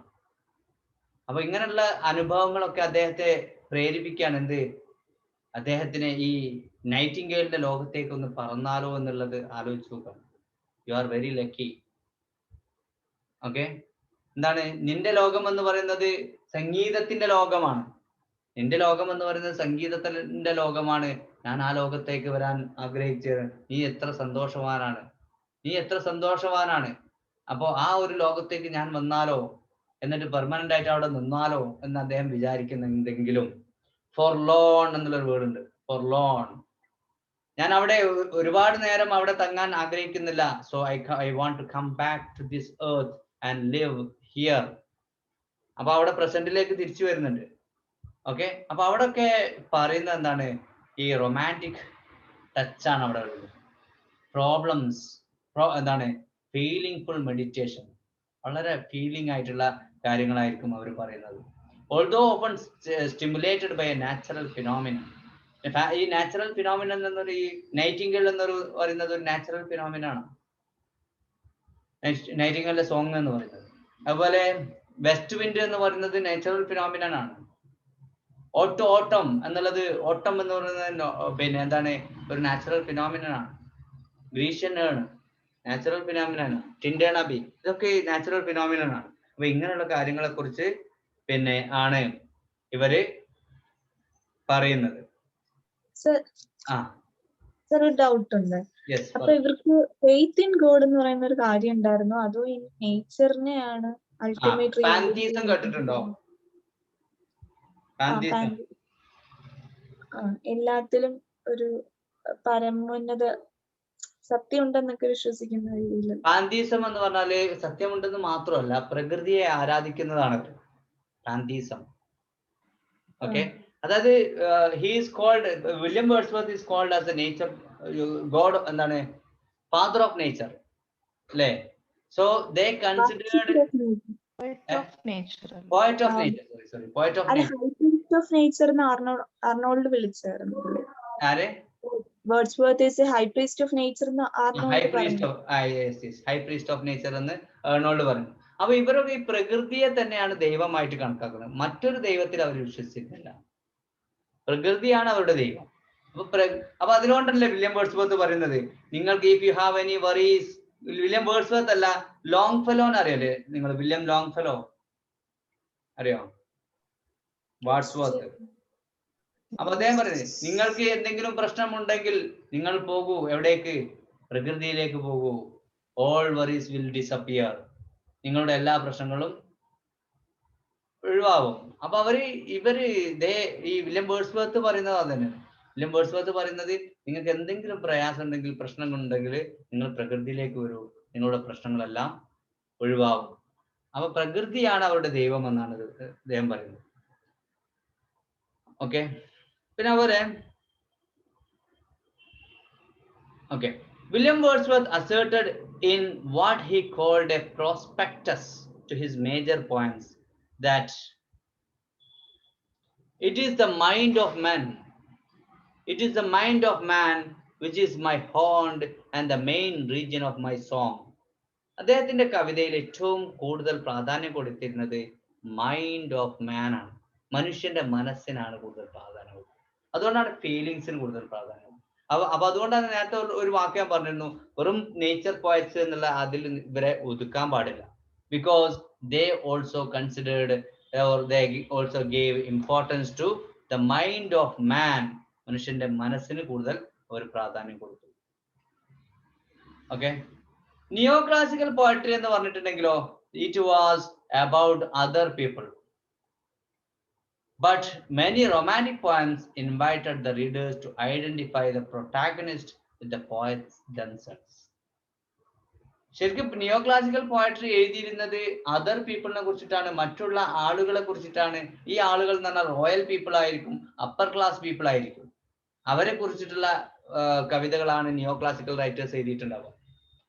ഓക്കെ, എന്നാൽ romantic പോയംസോ they invited the readers to identify the protagonist with the poet themselves. ഇതിലുള്ള ഈ റൊമാൻറ്റിക് പോയറ്റ്സ് എഴുതുന്ന കവിതകളുടെ ഹീറോ എന്ന് പറയുന്നത് ആരെന്നായിരിക്കും? ആ കവികൾ എഴുതുന്ന കവികൾ തന്നെ ആയിരിക്കും പ്രൊട്ടാഗണിസ്റ്റ് എന്ന് പറഞ്ഞാൽ. ചിലപ്പോ either directly as in words. അതിന് ഏറ്റവും ഉദാഹരണമായിട്ട് പറയാൻ പറ്റുന്നത് പ്രല്യൂഡ്. പ്രല്യൂഡ് ആരെഴുതിയത്? പ്രല്യൂഡ് വില്യം വേർഡ്സ്വർത്ത്. യെസ്, അദ്ദേഹത്തിന്റെ ലോങ്സ്റ്റ് പോയം അല്ലേ പ്രല്യൂഡ്? പ്രല്യൂഡ് ലോങ്സ്റ്റ് ആണോ അറിയാം? ലോങ്സ്റ്റ് ആണ് കേട്ടോ, അങ്ങനെ ലോങ്സ്റ്റ് ആണ് പ്രല്യൂഡ്.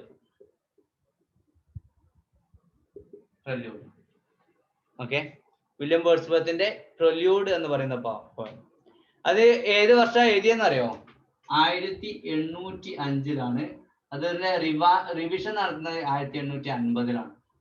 ഇത് ഓർക്കാൻ സുഖാണ്, 05 എന്നുള്ളത് തിരിച്ചുവിട്ടാൽ മതി. 1850 പ്രല്യൂഡ്, വില്യം വേർഡ്സ്വർത്തിന്റെ പ്രല്യൂഡ് എന്ന് പറയുന്നത്. പിന്നെ അതുപോലെ മറ്റു ഒരുപാട് ലിറിക് പോയംസ് വില്യം വേർഡ്സ്വർത്ത് എഴുതിയിട്ടുണ്ട്. ഓക്കെ, പ്രല്യൂഡ് എഴുതിയിട്ടുണ്ട്. അതുപോലെ തന്നെ ലോർഡ് ബൈറന്റെ ചൈൽഡ് ഹെറോൾഡ്, ഇതൊക്കെ പരീക്ഷ ഇതിന് നെറ്റിൽ ചോദിക്കാറുണ്ട്. ചൈൽഡ് ഹെറോൾഡ് ഇത് എഴുതിയിരിക്കുന്നത് ലോർഡ് ബൈറൺ ആണ്.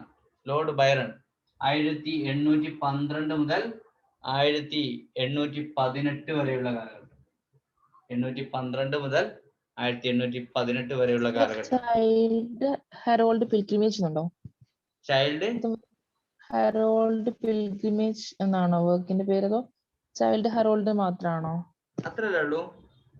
പിൽഗ്രിമേജ് അത്രേ ഉള്ളൂ അല്ലേ? നോക്കേണ്ടി വരും കേട്ടോ, ഞാൻ നോക്കാം. 1812 മുതൽ 18 വരെയുള്ള കാലഘട്ടത്തിൽ എഴുതപ്പെട്ടതാണ് ചൈൽഡ് ഹെറോൾഡ്. അപ്പൊ അതും വില്യം അത് ലോർഡ് ബൈറന്റെ ആണ്. പ്രല്യൂഡ് എന്ന് പറയുന്നത് 1805 എഴുതിയത് വില്യം വേർഡ്സ്വർത്ത് ആണ് കേട്ടോ.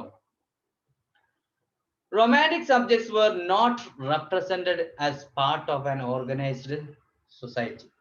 ഇവരുടെ പിന്നെ ഈ ടോപ്പിക് എന്ന് പറയുന്നത് ചൈൽഡ് ഹെറോൾഡ് പിൽഗ്രിമേജ് ഉണ്ട് കേട്ടോ. പിൽഗ്രിമേജ് ഉണ്ട് അല്ലേ? ഓക്കെ, ചുരുക്കിട്ട് ഇങ്ങനെ പറയാൻ മതി അല്ലേ? ചൈൽഡ് ഹെറോൾഡ് പിൽഗ്രിമേജ് ഉണ്ടാവും.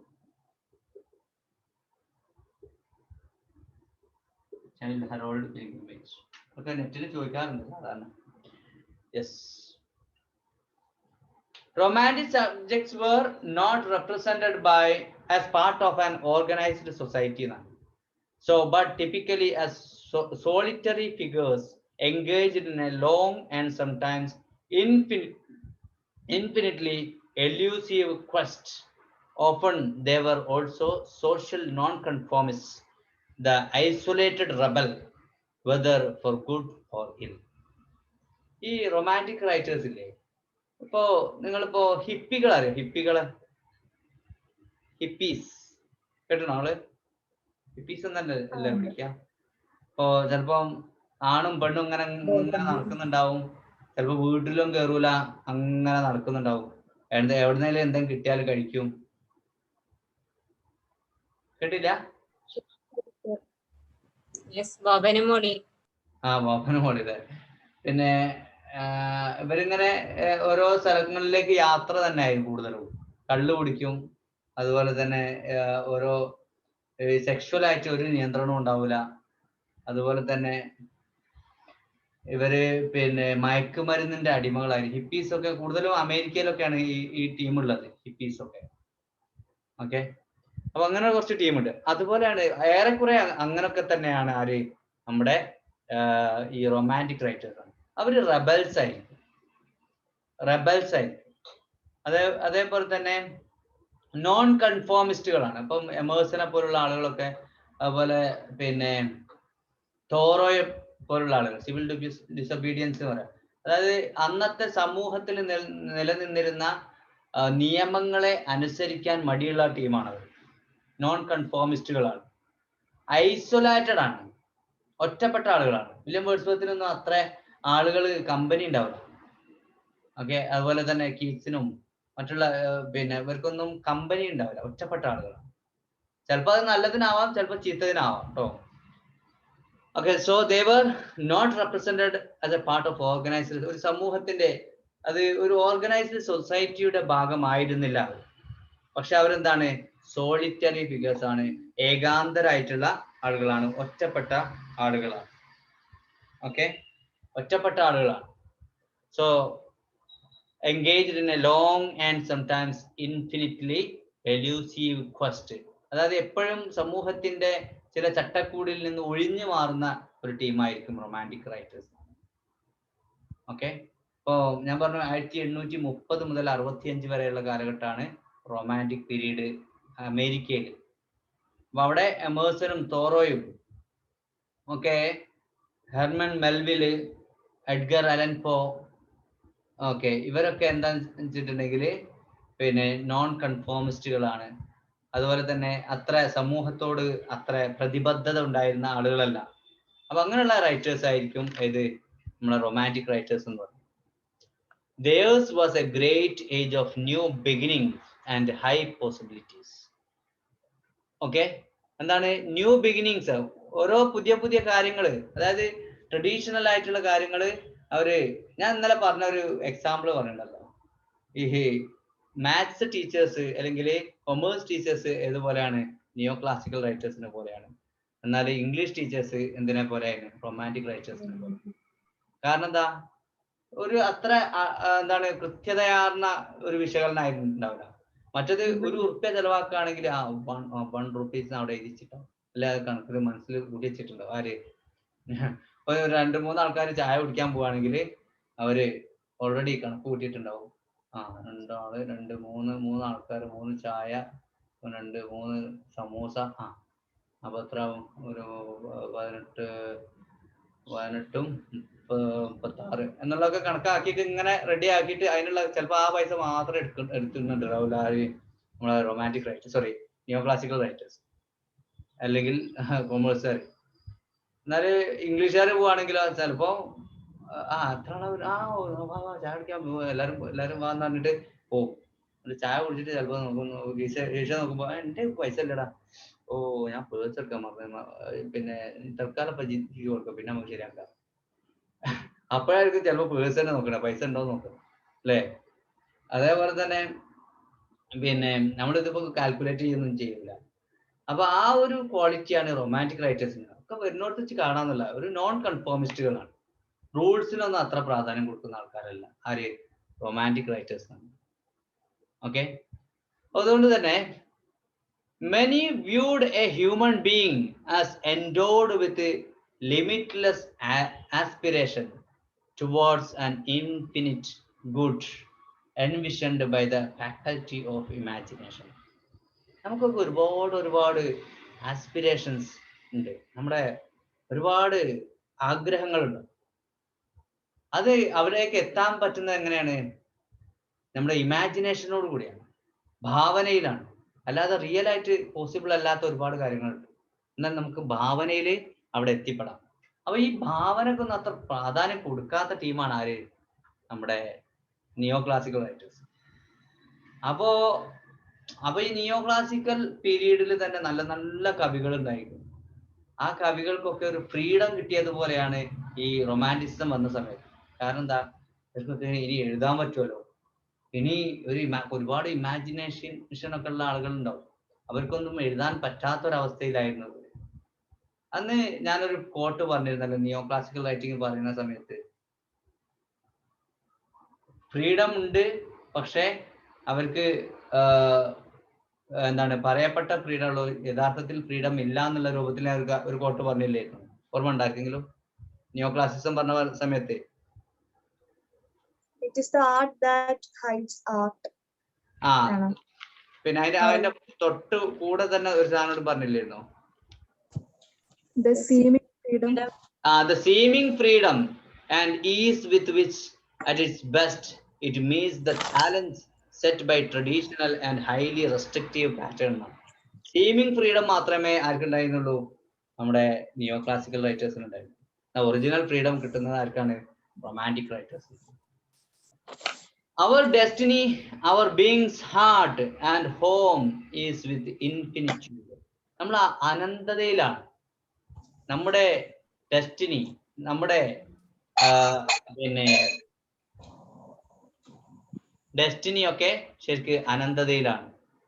And our being's heart and home is with infinitude and only there. William Wordsworth പറഞ്ഞതാ, ഇൻഫിനിറ്റ്യൂഡിലാണ്, അനന്തതയിലാണ്. നമുക്കൊന്നും ഇങ്ങനെ ചുറ്റി വരഞ്ഞിട്ട് നമ്മൾ ഒരു ബൗണ്ടറിക്കുള്ളിൽ ജീവിക്കാനൊന്നും കഴിയില്ല എന്നുള്ളത് വില്യം വേർഡ്സ്വർത്ത് പറയുന്നത്. കുറച്ച് ഫ്രീഡം ആണ്. Okay, so less than everything cannot satisfy men. അങ്ങനെ ആ ഒരു ഫ്രീഡം കിട്ടിയിട്ടില്ലെങ്കിൽ അതിനേക്കാൾ കുറച്ച് നമുക്ക് കിട്ടിയിട്ടുണ്ടെങ്കിൽ നമുക്ക് ഒരാളെ സന്തോഷിപ്പിക്കാൻ കഴിയില്ല. നമുക്ക് ഒരുപാട് സ്വർണം കാര്യങ്ങളൊക്കെ കൊണ്ടുവന്നിട്ട് നിങ്ങളൊരു കൂട്ടിൻ്റെ ഉള്ളിൽ കൊണ്ടുപോയിട്ട് നിങ്ങൾക്ക് സന്തോഷമാവും? ഇല്ല. കാരണം എന്താണ്? നിങ്ങൾക്ക് ഫ്രീഡം വേണം. ഓക്കെ, അപ്പൊ അതിലെ ഫ്രീഡത്തിൽ കുറഞ്ഞ് മറ്റൊന്നും നമുക്ക് വേണ്ട എന്നാണ് വില്യം വേർഡ്സ്വർത്ത് പറയുന്നത്. സ്വാതന്ത്ര്യം വേണം. So less than everything cannot satisfy man. William Blake പറഞ്ഞു കേട്ടോ. Humanity's unbounded aspirations beyond its assigned limits, which the neoclassicals denounced as pride. അന്ന് പറഞ്ഞിരുന്നു ഞാൻ പ്രൈഡ് എന്നുള്ള സംഭവം. നമ്മുടെ ഫ്രീഡത്തെ അല്ലെങ്കിൽ ആ ആസ്പിരേഷൻ ഒക്കെ അവർ പ്രൈഡ് എന്ന് വിളിച്ച് കളിയാക്കിക്കൊണ്ട് അതിനെ ഒതുക്കി തീർത്ത ആൾക്കാരാണ് നിയോ ക്ലാസിക്കൽ റൈറ്റേഴ്സ്. ഓക്കെ, നമ്മുടെ ആ ആസ്പിരേഷൻസ്, ആ ഇമാജിനേഷൻ, ഇതൊക്കെ നിങ്ങൾക്ക് പ്രൈഡാണ്, അത് പാടില്ല കവിതയിൽ എന്ന് പറഞ്ഞ് ഒതുക്കി തീർത്ത ആളുകളാണ് നമ്മുടെ നിയോ ക്ലാസിക്കൽ റൈറ്റേഴ്സ്. അതെന്ത് ചെയ്തു? ഈ റൊമാൻറ്റിക് റൈറ്റിംഗിൽ then became humanity's glory. ആ പ്രൈഡ് എന്നുള്ളത് ഗ്ലോറി ആയിട്ട് മാറി. എന്താണ്? ആ ഫ്രീഡം, ആസ്പിരേഷൻ ആൻഡ് ഇമാജിനേഷൻ ഒക്കെ എന്തായി? അതൊക്കെ സ്വാതന്ത്ര്യം കിട്ടി. അതെന്തായി? ഗ്ലോറി ആയി മാറി. And a mode of triumph even in failure over the pettiness of circumstances. അതൊരു വിജയത്തിന്റെ ലക്ഷണമായിട്ട് മാറി.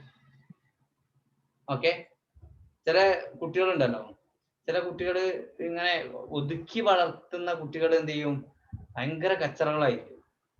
പിന്നീട് കുറച്ചുകൂടി കഴിഞ്ഞിട്ടുണ്ടെങ്കിൽ അവരെ നല്ല കുട്ടികൾ എന്ന് പറഞ്ഞ കുട്ടികളൊക്കെ പറ്റ മോശക്കാരാവുകയും ഈ ഭയങ്കര കച്ചറകളായിട്ടുള്ള കുട്ടികളൊക്കെ നല്ല കുട്ടികളായിട്ട് മാറും. അതേപോലെയാണ് ഇപ്പോൾ ഇവിടെ ഉണ്ടായത്. നിയോ ക്ലാസിക്കൽ പീരീഡിൽ പ്രൈഡ് ആണ്, അയാൾ ഇമാജിനേറ്റീവ് ആണ്, പ്രൈഡ് ആണ്, മോശമാണ് എന്ന് പറഞ്ഞ ആ ടീമൊക്കെ റൊമാൻറ്റിക് ഏജിലേക്ക് എത്തിയ സമയത്ത് അവര് ഗ്ലോറി ആയിട്ട് മാറി, നല്ല റൈറ്റേഴ്സ് ആയിട്ട് മാറാം. ആ ഇമാജിനേഷൻ എന്ന് പറയുന്നത് നല്ല ക്വാളിറ്റിയാണ്. പക്ഷെ നിയോ ക്ലാസിക്കൽസ് അവരെ കേർബ് ചെയ്ത് നിർത്തിയതായിരുന്നു. Even in failure over the pettiness of circumstances.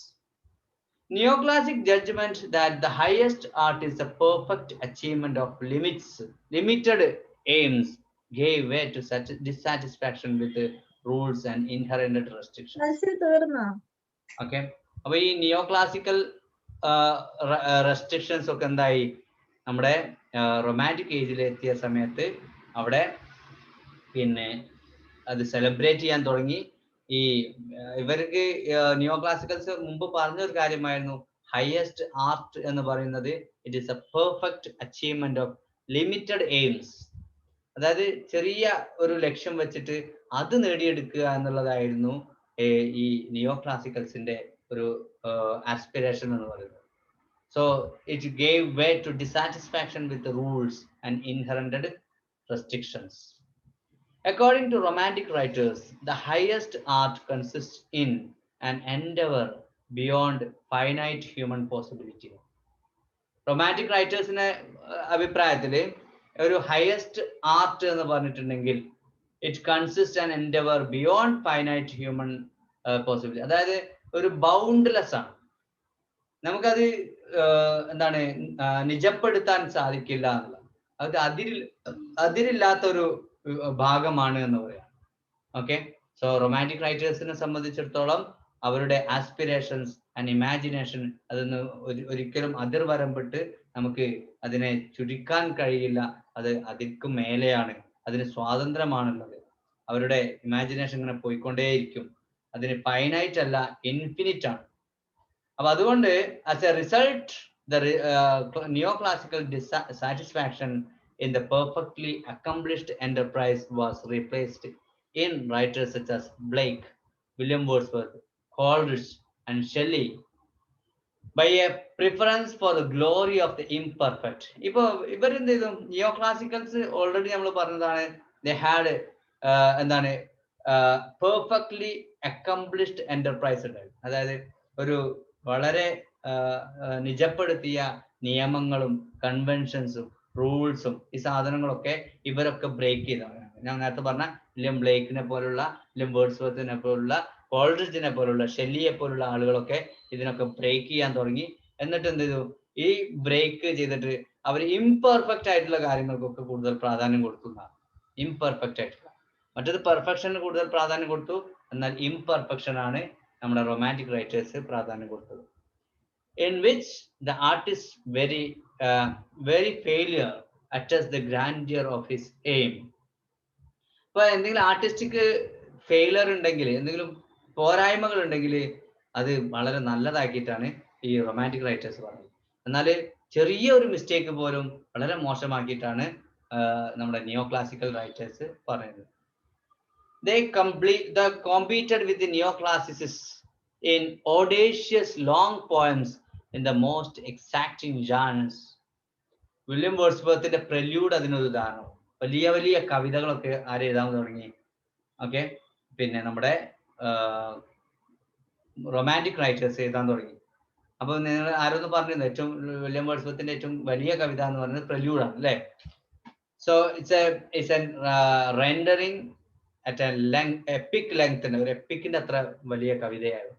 And in the form of a spiritual autobiography. ഇത് മറ്റൊരു ഇതിന്റെ രൂപം ഫോം എന്ന് പറഞ്ഞാൽ സ്പിരിച്വൽ ഓട്ടോബയോഗ്രഫിയുടെ രൂപത്തിലാണ് പ്രല്യൂഡ് എന്ന് പറഞ്ഞ കവിത എഴുതിയിരുന്നത്. ഓക്കെ, പിന്നെ മറ്റൊരു കവിതയാണ് മിൽട്ടൺ, ജോൺ മിൽട്ടന്റെ പാരഡൈസ് ലോസ്റ്റ്. ആ ഒരു രൂപത്തിലാണ് നമ്മുടെ പ്രല്യൂഡ് എഴുതിയിരുന്നത്. പാരഡൈസ് ലോസ്റ്റ് ഒരിക്കലും ഒരു റൊമാൻറ്റിക് പോയമാണ്, റൊമാൻറ്റിക് കവിതയാണെന്ന് പറയാൻ പറ്റൂല, കാരണം മിൽട്ടൺ ഒക്കെ കുറെ മുമ്പ് വരുന്നതാണ്. ഓക്കെ, മിൽട്ടന്റെ പാരഡൈസ് ലോസ്റ്റിന്റെ അതേ രൂപത്തിലാണ് നമ്മുടെ പ്രല്യൂഡ് എഴുതിയിരുന്നത് മാത്രം. പിന്നെ വില്യം ബ്ലേക്കിന്റെ പ്രത്യേകത എന്ന് പറഞ്ഞാൽ he has visionary and prophetic epics ആണ് ആര് എഴുതിയിരുന്നത്? വില്യം ബ്ലേക്ക് എഴുതിയത്. ഷെല്ലിന്റെ പ്രോമിത്യസ് അൺബൗണ്ട് എന്ന് പറഞ്ഞ ഡ്രാമ ഉണ്ട് കേട്ടോ, പി ഷെല്ലിയുടെ പ്രോമിത്യസ് അൺബൗണ്ട്. ജോൺ കീൻസിന്റെ മിൽട്ടോണിക് എപ്പിക്കാണ് ഹൈപ്പീരിയൻ. ഹൈപ്പീരിയൻ എന്ന് പറയുന്ന കവിത എഴുതിയത് ജോൺ കീൻസ് ആണ്. ബൈറന്റെ ഒരു ഐറോണിക് വർക്കാണ് ഡോൺ ജുവാൻ. ഇപ്പം 3-4 വർക്കുകൾ ഇപ്പൊ പറഞ്ഞു, നമുക്ക് ഒന്ന് എഴുതാം. പ്രല്യൂഡ് എഴുതിയത് ആരാണ്? വില്യം വേർഡ്സ്വർത്ത് ആണ് കേട്ടോ. ലോങ്സ്റ്റ് പോയമാണ് വില്യം വേർഡ്സ്വർത്തിന്റെ. പിന്നെ നമ്മൾ പറഞ്ഞത് വില്യം ബ്ലേക്ക് ആണ്. വില്യം ബ്ലേക്കിന്റെ എപ്പിക്സിന്റെ പേര് പറഞ്ഞിട്ടില്ല, വിഷനറി ആൻഡ് പോയറ്റിക് എപ്പിക്സ് ആണ്.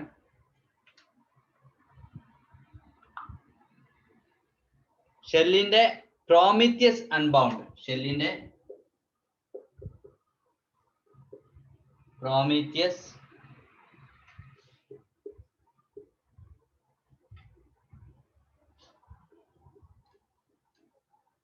അൺബൗണ്ട്. പിന്നെ ഡ്രാമയാണ്. കീറ്റ്സിന്റെ ഹൈപ്പീരിയൻ ഒരു മിൽട്ടോണിക് ടച്ച് ആണ് കേട്ടോ കീറ്റ്സിന് ഉണ്ടായിരുന്നത്. ബൈറന്റെ ഡോൺ ജുവാൻ, ലോർഡ് ബൈറന്റെ ഡോൺ ജുവാൻ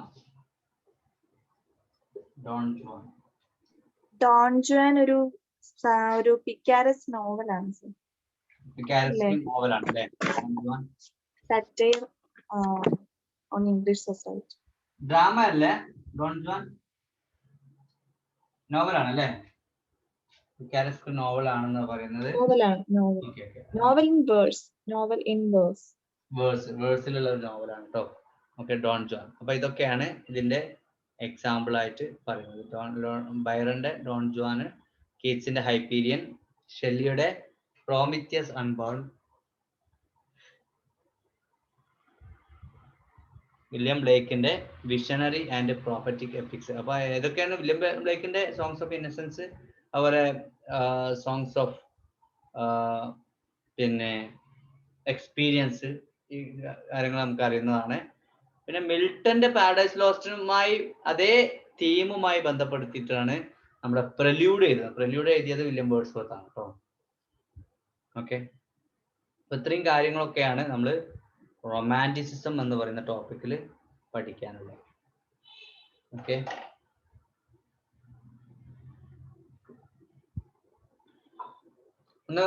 ഒന്ന് ഓടിച്ച് പറയണോ? റിവൈസ് ചെയ്യണോ?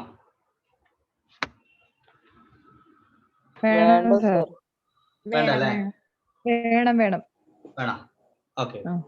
യെസ്. അപ്പോൾ നമ്മൾ പറഞ്ഞു വില്യം വേർഡ്സ്വർത്തിന്റെ നമ്മുടെ റൊമാൻറ്റിസിസം തുടങ്ങുന്ന 3 വർഷങ്ങൾ നമുക്കറിയാം. 1785 മുതൽ 1785, 1789, 1798 ഈ 3 വർഷത്തിലാണെന്ന് പറയുന്നു. 1832 അല്ലെങ്കിൽ 1830 ഇത് അവസാനിക്കുന്നത് എന്ന് പറയുന്നു. അതിൻ്റെയൊക്കെ പ്രത്യേകതകൾ നമ്മൾ പറഞ്ഞതാണ്. പിന്നെ അതുപോലെ തന്നെ ഇത് യൂറോപ്യൻ രാജ്യങ്ങളിലും അമേരിക്കയിലൊക്കെ ഉണ്ടായ ഒരു മൂവ്മെന്റ് ആണെന്ന് പറയുന്നു. നിയോ ക്ലാസിസത്തിനെതിരായിട്ടാണ് ഈ റൊമാൻറ്റിസിസം എന്ന് പറയുന്നത് വരുന്നത്. അതുപോലെ തന്നെ പിന്നെ ഫസ്റ്റ് ജർമ്മനിയിലും ഇംഗ്ലണ്ടിലൊക്കെ 1790-കളിലാണ് ഈ റൊമാൻറ്റിക് ക്യാരക്ടറിസ്റ്റിക്സ് വരുന്നത്. ഇതിൽ മേജർ റൈറ്റേഴ്സ് നമുക്കറിയാം. William Blake, William Wordsworth, Coleridge, Robert Burns, Lord Byron, P Shelley, ഇവരൊക്കെ നമുക്ക് പിന്നെ അതിൽ ഉൾപ്പെടുത്താനുള്ള ഒരാള് വാൾട്ടർ സാവേജ് ലാൻഡർ ആണ്. പ്രോസ് റൈറ്റേഴ്സിന് നമുക്കറിയാം. ഡിക്വിൻസി, മാരി വുൾസ്റ്റോൺക്രാഫ്റ്റ്, ചാൾസ് ലാംബ്, വില്യം ഹാസ്ലിറ്റ്, അതുപോലെ പിന്നെ ലെയ്ഹണ്ട്, ഇവരൊക്കെയാണ്. പിന്നെ 1786 മുതൽ 1800s സെഞ്ചുറി വരെ അല്ലേ, 18th സെഞ്ചുറിയുടെ അവസാന കാലഘട്ടം വരെ ഗോത്തിക് റൊമാൻസസ് ആയിരുന്നു. ആ റൈറ്റേഴ്സിന് നമ്മൾ പറഞ്ഞതാണ് നമ്മുടെ William Beckford, Matthew Gregory, Lewis, William Godwin, Ann Radcliffe, ഇവരൊക്കെ ആയിരുന്നു ഉണ്ടായിരുന്നത്. പിന്നെ 1830 മുതൽ 65 വരെയുള്ള കാലഘട്ടത്താണ് നമ്മുടെ അമേരിക്കൻ റൊമാൻറ്റിസം വന്നത്. Emerson, Thoreau, Poe, Edgar Allan Poe, Herman മെൽവിന്റെ മോബി ഡിക്ക് ഒക്കെ നമുക്കറിയാം. അതുപോലെ നഥാനിയൽ ഹോത്തോൺ, ഇവരൊക്കെയാണ് അമേരിക്കൻ റൊമാൻറ്റിക്സ് എന്നറിയപ്പെടുന്നത്. പിന്നെ ഇവരുടെ പ്രത്യേകത എന്ന് പറയുന്നത് എന്താണ്, innovation over traditionalism in the materials, forms and style of literature, അത് ഉണ്ടായിരുന്നു. വില്യം വേർഡ്സ്വർത്തിന്റെ preface to the second edition of Lyrical Ballads 1800 publish ചെയ്തു, എഴുതിയിട്ടുണ്ട്. It was written as a poetic manifesto, ഒരു പോയറ്റിക് മാനിഫെസ്റ്റോ ആയിട്ടാണ് അത് അറിയപ്പെടുന്നത്. Or a statement of revolutionary aims ആണ്. റെവല്യൂഷണറി എയിംസ് എന്ന് വിളിക്കാൻ തന്നെ കാരണം നിയോ ക്ലാസിസത്തിനോടുള്ള ഒരു എതിർപ്പാണ് കേട്ടോ. പിന്നെ അവര് മെറ്റീരിയൽസ് എന്ന് പറഞ്ഞാൽ common life, a selection of language really used by men ആണ്. പിന്നെ സീരിയസ് സബ്ജക്ട്സ്, സീരിയസ് ജാനേഴ്സ് ആയിരുന്നു നിയോ ക്ലാസിക്കൽ റൈറ്റേഴ്സ് ഫോളോ ചെയ്തിരുന്നത്. അപ്പൊ അതിനെതിരെയായിട്ട് ലോലി സബ്ജക്ട്സ് ആണ് ഇവർ പ്രിഫർ ചെയ്തിരുന്നത്, അവര് റൊമാൻറ്റിക് റൈറ്റേഴ്സ്. പിന്നെ റോയൽ ആൻഡ് അരിസ്റ്റോക്രാറ്റിക് ക്യാരക്ടേഴ്സിന് പകരം അവരെന്ത് ചെയ്തത്, ഈ ലോലി സബ്ജക്ട്സിനെ ഇൻക്ലൂഡ് ചെയ്തു എന്ന് മാത്രം. പിന്നെ സാമുവൽ ട്രെയ്ലർ കോൾറിഡ്ജ്, ജോൺ കീറ്റ്സിനെ പോലുള്ള ആളുകളൊക്കെ എന്താണ്, exploited the realm of the supernatural എന്ന് പറയുന്ന സംഭവം അവർ ഉൾപ്പെടുത്തി. പിന്നെ William Wordsworth, William Blake, P Shelley, ഇവരൊക്കെ പോയറ്റ് പ്രോഫറ്റുകളായിട്ടാണ് അറിയപ്പെടുന്നത്. കാരണം അവർ പ്രവചനങ്ങൾ നടത്തിയിരുന്നു. ഓക്കെ, നമ്മൾ ഓൾറെഡി പി ഷെല്ലിനെ കുറിച്ച് നമ്മൾ ആ ഒരു എന്താണ് മൂവ്മെന്റ് ക്രിറ്റിസം പറഞ്ഞ സമയത്ത് പറഞ്ഞിരുന്നു കേട്ടോ. ഓക്കെ, പിന്നെ ഷെല്ലി പറഞ്ഞത് I always seek in what I see the likeness of something beyond the present and tangible object എന്ന് പറഞ്ഞു അല്ലെ. ഞാൻ പ്രസന്റിനേക്കാൾ അപ്പുറത്തേക്കുള്ള ചില കാര്യങ്ങൾ ആണ് ഞാൻ കാണുന്നത് എന്ന് പറഞ്ഞു. ലിറിക്കൽ ബാലൻസിൽ വില്യം വേർഡ്സ്വർത്ത് ഡിക്ലെയർ ചെയ്യുന്നത് എന്താ വെച്ചാൽ spontaneous overflow of powerful feelings. Poetry എന്ന് പറഞ്ഞിട്ടുണ്ടെങ്കിൽ spontaneous overflow of powerful feelings ആണ്. Poetry is the emotions recollected in tranquillity എന്ന് പറയുന്നുണ്ട് വില്യം വേർഡ്സ്വർത്ത് കേട്ടോ. Okay, it is not a primarily a mirror of men in action. On the contrary, its essential component is the poet's own feelings. പോയറ്റിന്റെ തന്നെ feelings ആണ് ഏറ്റവും കൂടുതൽ പ്രാധാന്യം. പിന്നെ first വരുന്നത് ഏറ്റവും പ്രാധാന്യം കൊടുക്കുന്നത് സ്പോണ്ടേനിറ്റി ആണ്. സ്പോണ്ടേനിയസിൽ മൂന്ന് കാര്യങ്ങൾ വരുന്നുണ്ട്. ഒന്ന് ഡീപ്പ് റിഫ്ലക്ഷൻ വരുന്നുണ്ട്, രണ്ടാമത്തത് സെക്കൻഡ് തോട്ട്, മൂന്നാമത്തത് റിവിഷൻസ്. ഈ കാര്യങ്ങളൊക്കെ സ്പോണ്ടേനിറ്റി എന്ന് പറയുന്നതിൽ വരുന്നുണ്ട്. ഓക്കെ, അപ്പോൾ ഇമ്മീഡിയറ്റ് ആക്ട് എന്ന് പറയുന്നത് സ്പോണ്ടേനിയസ് ആണ്, അതായത് അൺഫോഴ്സ്ഡ് ആയിട്ടുള്ള and free of what Wordsworth decreed as the artificial rules and conventions of this neo classic traditions. അപ്പോൾ അതിന് എതിരായിട്ട്, ആർട്ടിഫിഷ്യാലിറ്റിക്ക് എതിരായിട്ടാണ് അവർ എഴുതിയിരുന്നത്. പിന്നെ ജോൺ കീറ്റ്സ് പറഞ്ഞ കാര്യങ്ങൾ പറയുന്നത് പോയട്രി എന്ന് പറഞ്ഞാൽ ഈ poetry comes not as leaves to a tree, it had better not come at all എന്ന് നമ്മുടെ ജോൺ കീറ്റ്സ് പറഞ്ഞിരുന്നു. പിന്നെ ഈ ഓർഗാനിക് ലോസ് എന്ന് പറയുന്ന ആ സംഭവം കൊണ്ടുവന്നത് കോൾറിഡ്ജ് ആണ് കേട്ടോ. ഓർഗാനിക് ലോസ്, നിയോ ക്ലാസിക് റൂൾസിന് പകരം ഓർഗാനിക് ലോസ് കൊണ്ടുവന്നു. എക്സ്റ്റേണൽ നേച്ചറിന് അവർ പ്രാധാന്യം കൊടുത്തു, landscape with flora and fauna. Okay, പിന്നെ പറഞ്ഞത് romantic works are in fact poems of feeling full meditation. Feeling full meditation ആണ് ഇതിൽ ഇവര് പ്രാധാന്യം കൊടുത്തത്. Although often stimulated by a natural phenomenon. ചിലപ്പം അത് നാച്ചുറൽ ഫിനോമിനകൾ ഉണ്ടെങ്കിലും ആ നാച്ചുറൽ ആയിട്ടുള്ള ചില പ്രതിഭാസങ്ങളെ കുറിച്ചാണ് പറയുന്നത് എങ്കിലും അതിൻ്റെ ഇന്നറായിട്ട് ആളുകളുടെ ചിന്തകളാണ് അതിൽ വന്നിരുന്നത്. അപ്പോൾ ആളുകളെ കുറിച്ചിട്ട് വ്യക്തമായിട്ട് അതിൽ പറയുന്നുണ്ട്, അവരുടെ ചിന്തകൾ, അവരുടെ ക്യാരക്ടറിസ്റ്റിക്സ് ഒക്കെ ഇതിൽ പറയുന്നുണ്ട്. പിന്നെ നിയോ classical poetry it was about other people ആണ്, ബട്ട് മെനി റൊമാൻറ്റിക് പോയംസ് അവര് ശരിക്കും അതിന്റെ പ്രൊട്ടാഗനിസ്റ്റ് എന്ന് പറയുന്നത് പോയറ്റ് തന്നെയാണ് എന്ന് പറയുന്നത്. അതിന് ഉദാഹരണമാണ് വില്യം വേർഡ്സ്വർത്തിന്റെ പ്രില്യൂഡ്. അതുപോലെ ചില മാറ്റങ്ങളൊക്കെ വരുത്തിയിരുന്നു ഈ റൂൾസിൽ, അതുപോലെ ലിറിക് പോയിന്റ്സിലൊക്കെ ചില മാറ്റങ്ങളൊക്കെ വരുത്തിക്കൊണ്ട് എഴുതിയതാണ് ലോർഡ് ബൈറന്റെ ചൈൽഡ് ഹെറോൾഡ് എന്ന് പറയുന്നത്. ഓക്കെ, പിന്നെ റൊമാൻറ്റിക് സബ്ജക്ട്സ് എന്ന് പറഞ്ഞിട്ട് ഒരു ഓർഗനൈസ്ഡ് സൊസൈറ്റി ആയിരുന്നില്ല, മറിച്ച് അവര് എന്താണ് സോളിറ്ററി ഫിഗേഴ്സ് ആണ്, ഒറ്റപ്പെട്ട ആളുകളായിരുന്നു. ഇൻഫിനിറ്റ്ലി എലൂസീവ് ആണ്, ഒഴിഞ്ഞു മാറുന്ന ആളുകൾ. Quest open they were also social non conformist ആണ്, സോഷ്യൽ നോൺ കൺഫോമിസ്റ്റുകളാണ് അവരുണ്ടായിരുന്നത്. സോഷ്യൽ നോൺ കൺഫോമിസ്റ്റ് എന്ന് പറഞ്ഞിട്ടുണ്ടെങ്കിൽ അവര് ആളുകൾ ഏതെങ്കിലും ഇതിൽ ഒതുങ്ങി നിൽക്കുന്ന ആളുകളല്ല നോൺ കൺഫോമിസ്റ്റ് എന്ന് പറഞ്ഞിട്ടുണ്ടെങ്കിൽ. ഓക്കെ, പിന്നെ നിയമങ്ങളൊന്നും മാത്രം അംഗീകരിക്കാത്ത ആളുകളായിരുന്നു, ഐസൊലേറ്റഡ് ആയിരുന്നു, റെബൽ ആയിരുന്നു എന്നൊക്കെ നമ്മൾ പറഞ്ഞു. പിന്നെന്താ പറഞ്ഞത്, ലിമിറ്റ്ലെസ് ആസ്പിരേഷൻസ് ഉണ്ടായിരുന്നു ടുവാർഡ്സ് ഇൻഫിനിറ്റ്യൂഡ്. ആ സ്ട്രിക്റ്റ് ഡെക്കോറത്തിന് പകരം ലിമിറ്റ്ലെസ് ആസ്പിരേഷൻസ് ആണ് അവർക്കുണ്ടായിരുന്നത്. ഓക്കെ, പിന്നെ പറഞ്ഞത് ഇദ്ദേഹം വില്യം വേർഡ്സ്വർത്തിന്റെ ഒരു കാര്യം പറഞ്ഞത്, our destiny our beings heart and home is with infinitude only there. Infinitude അനന്തതയിലാണ്, അല്ലാതെ ഭയങ്കര ബൗണ്ടറി ആയിട്ട് കെട്ടിവെച്ചതല്ല. So less than everything cannot satisfy man. William Blake പറഞ്ഞത് അതിനേക്കാൾ കുറഞ്ഞ സംഭവം ഒരിക്കലും ആളുകളെ പിന്നെ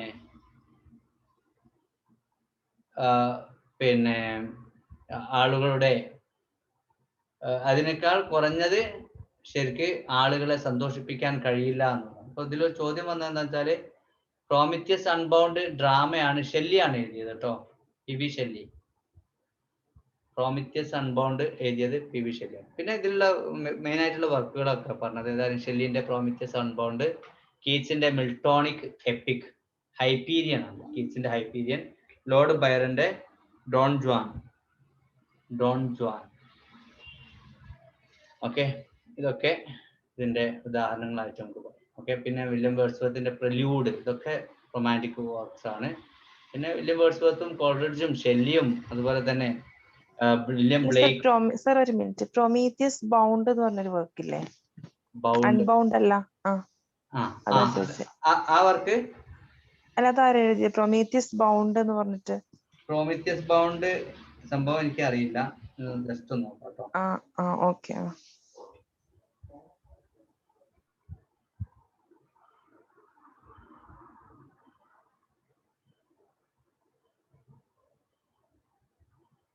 എലിസബത്ത് ബാരറ്റ് ബ്രൗണിംഗ് അല്ലേ?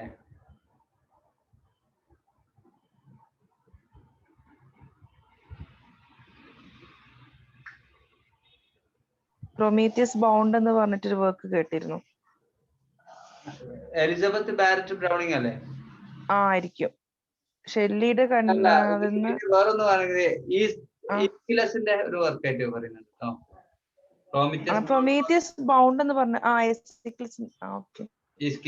അതിൽ നിന്നാണ് ഷെല്ലി എഴുതിയെന്ന് തോന്നുന്നു അല്ലേ? അൺബൗണ്ട് എന്നുള്ളത് അല്ലേ? അങ്ങനെ എന്തോ ഒരു ക്വസ്റ്റ്യൻ കണ്ടിരുന്നു. It's an ancient Greek tragedy ആണ് by Aeschylus, that was first published in 1430. Sorry 430 430 എഴുതിയത് കേട്ടോ. പ്രോമിത്യസ് ബൗണ്ട് ഈസ്കിലസ് ആണ്. അപ്പൊ ആ ഒരു പോയിന്റും കൂടി നിങ്ങൾ ആഡ് ചെയ്ത് വെച്ചാൽ നല്ലതാണ്, നെറ്റിനൊക്കെ ചോദിക്കുന്നതാണ് കേട്ടോ. യെസ്, അപ്പോ അതോടുകൂടി നമ്മൾ റൊമാൻറ്റിസിസം ഇവിടെ അവസാനിപ്പിച്ചു. ഇനി അതിന്റെ നോട്ട്സ് കുറച്ച് നമുക്ക് എഴുതാം, ബാക്കിയുള്ളത് ഞാൻ നിങ്ങൾക്ക് PDF ആയിട്ട് അയച്ചു തരും, അല്ലെങ്കിൽ നമുക്ക് തീരൂല. ഓക്കെ, ഒരു ദിവസം ഒരു ടേം തന്നെങ്കിലും തീർക്കണം.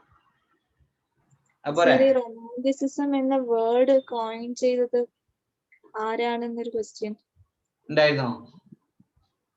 അത് ജർമ്മനിയിലാണ് കോയിൻ ചെയ്തത്. 2 ക്രിട്ടിക്സ് റൊമാൻറ്റിക് പോയിട്രിയെ കുറിച്ച് എഴുതിയപ്പോൾ അതിലാണ് ഈ ടേം പറഞ്ഞത്. ഒരാളുടെ പേര് ഓഗസ്റ്റ്, രണ്ടാമത്തെ ആളുടെ Friedrich Schlegel. August and Friedrich Schlegel. August and Friedrich സ്ലീഗലാ? Schlegel, SCHLEGAL. ഓക്കെ.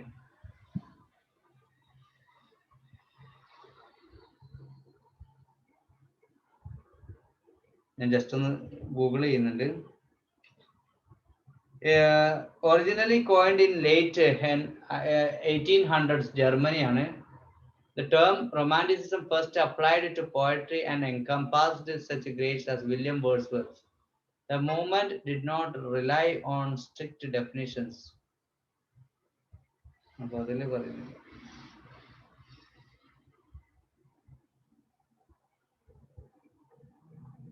സർ, എനിക്കൊരു ക്വിസിന്റെ ക്വസ്റ്റ്യനിൽ നിന്ന് കിട്ടിയ ആൻസർ ആണത്. ക്വിസിന്റെ. ഓക്കെ ഓക്കെ, അതൊന്ന് ടൈപ്പ് ചെയ്യാൻ പറ്റുമോ നിങ്ങൾ കമന്റ് ബോക്സിലെ? ഓസ്ബലും അല്ലേ അവര് പറഞ്ഞേ? ഓസ്ബൽ അല്ലല്ലോ അവര് പറഞ്ഞത്, ലീഗലും ഓഗസ്റ്റസ് ഫ്രെഡറിക്കും അല്ലേ പറഞ്ഞത്? ഓഗസ്റ്റസ് അല്ലേ? ഓഗസ്റ്റസ്. ഓക്കെ, ഏതായാലും ഇതില് പെട്ടെന്ന് കാണുന്നില്ല, അപ്പൊ ഇതിൽ ഉണ്ടാവും. ഞാൻ ഒന്ന് നോക്കിയിട്ടുണ്ടെങ്കിൽ നമ്മൾ വെറുതെ സമയം കളയണ്ട, ഞാൻ നോക്കാം കേട്ടോ. ഓക്കെ, യെസ്, നമുക്കൊന്ന് നോട്ട്സ് എഴുതാന്നാല്. ബാക്കിയുള്ള ഇന്ന് നോട്ട്സ് എന്തായാലും കംപ്ലീറ്റ് ചെയ്യാൻ പറ്റൂല. അപ്പൊ ബാക്കിയുള്ള നോട്ട്സ് നിങ്ങൾ എന്ത് ചെയ്യാന്ന് വെച്ചിട്ടുണ്ടെങ്കിൽ പിന്നെ ഈ PDF അയച്ചു തരും, നാളെ തന്നെ അയച്ചു തരാം രാവിലെ. അപ്പോൾ അത് നിങ്ങൾ വേഗം പിന്നെ നോട്ട്സ് എഴുതണേ, ഒറ്റക്ക് എഴുതണേ. നിങ്ങൾ പെൻഡിങ് വെക്കരുത് കേട്ടോ. റൊമാൻറ്റിസം എന്നുള്ള ഫ്രെഡറിക് എത്ര പേജ് ഉണ്ട്? എന്താണ് സർ, എത്ര പേജ് ഉണ്ട്? പേജ് ഒരു 1 2 3 4 5 6 പേജ് ഉണ്ട്. 6.5 പേജ് ഉണ്ട്. Okay sir. 6.5 പുറം.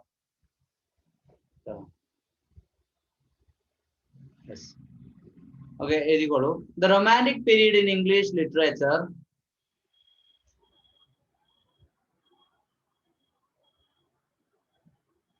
is dated as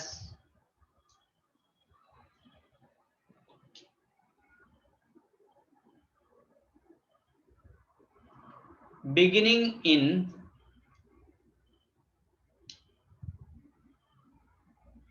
1785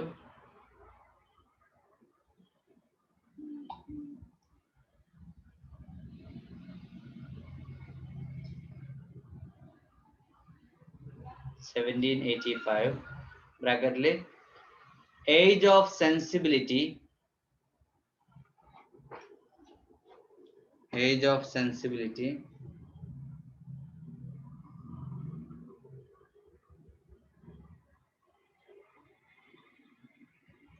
ക്ലോസ് ചെയ്യാം, or 1789 ബ്രാക്കറ്റില് the French Revolution,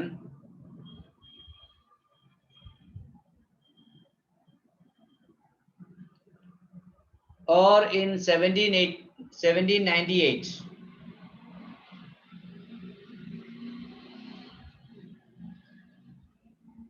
ബ്രാക്കറ്റില് publication of lyrical ballads.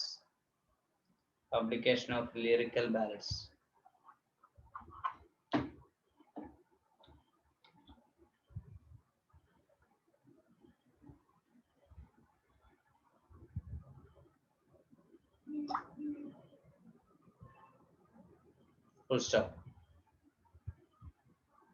At the point, ending in 1830.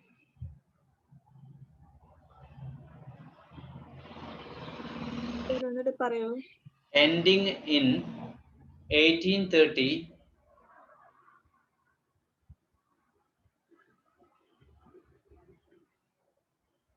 or 1832.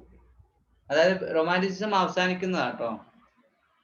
Ending in 1830 or in 1832, comma, the year in which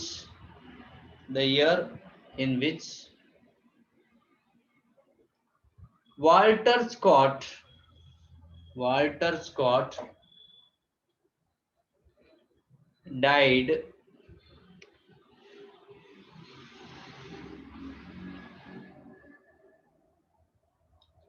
and the passing of the Reform Bill,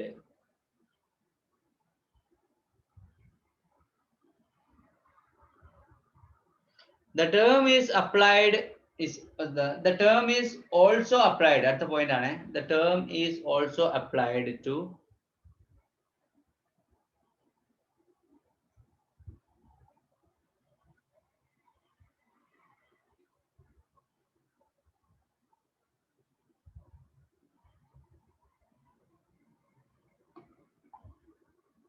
literary movements in European countries and America.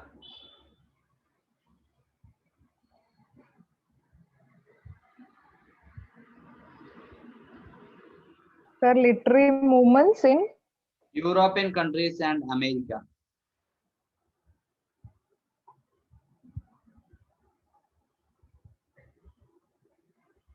Full stop. Romantic characteristics are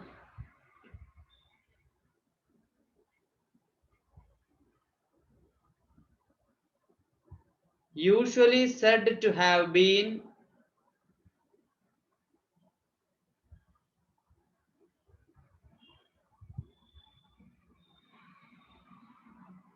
usually said to have been manifested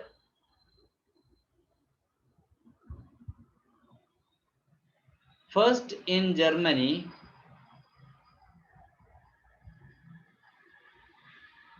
and England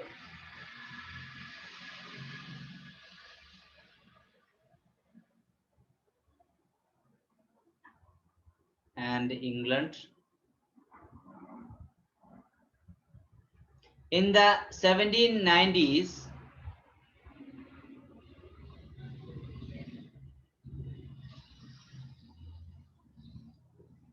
and not to have become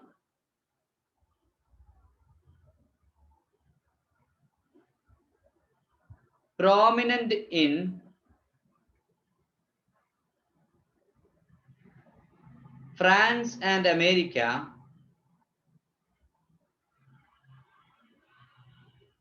until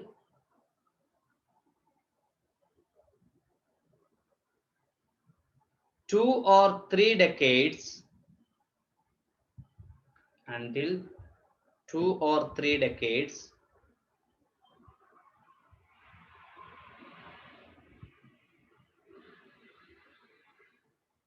after that time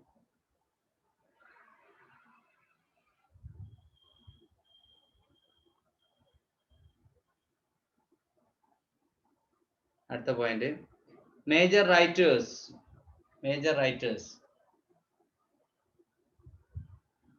William Wordsworth, Coleridge, comma, Robert Burns, BURNS, Robert Burns, comma, William Blake,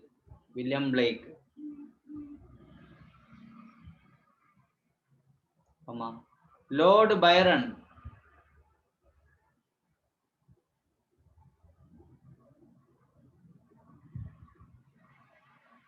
P.B. Shelley.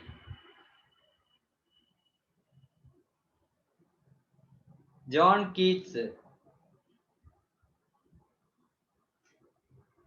And Walter Savage Landor.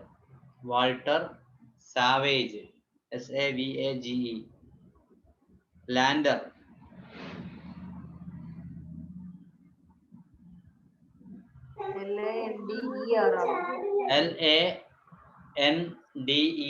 Sorry, OR. Landor. Sir ഈ Lord ബൈറണിന്റെ യഥാർത്ഥ പേര് എന്തോ ഒരു long പേരല്ലേ, ആറാമൻ എന്നൊക്കെ പറയുന്നു. Lord ബൈറന്റെ original പേരാ? ആ, ഒറിജിനൽ പേര് നോക്കാട്ടോ.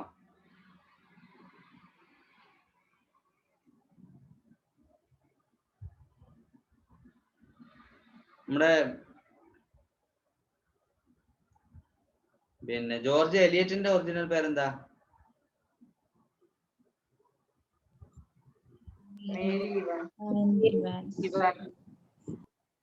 മേരി ആൻ ഇവാൻസ് അല്ലേ? ജോർജ് ഗോർഡൻ ബൈറൺ ആണ് കേട്ടോ ഇയാളെ പേര്. ജോർജ് ഗോർഡൻ ബൈറൺ അല്ലേ? വേറെ പേരില്ലല്ലോ. അതിനിടയ്ക്ക് എന്തോ സിക്സ്ത് അങ്ങനെ എന്തോ ഇല്ലേ? ആ, സിക്സ്ത് അങ്ങനെ ഉണ്ട്. George Gordon Byron, sixth Baron Byron അങ്ങനെ ഉണ്ട്. George Gordon Byron, sixth Baron Byron. അതൊക്കെ നെറ്റിൽ ചോദിച്ചിരുന്നോ? ഇല്ല ഇല്ല, ഇങ്ങനെ ഒരു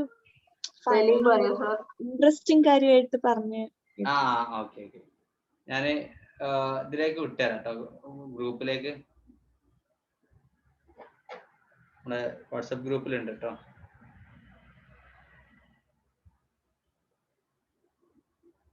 ഓക്കെ. പിന്നെ അപ്പൊ വാൾട്ടർ സാവേജ് ലാൻഡോർ അല്ലേ എഴുതിയിട്ടുണ്ടാവും. Prose writers Charles Lamb, William Hazlitt, double T ഉണ്ട്, ഹസ്ലിറ്റ്.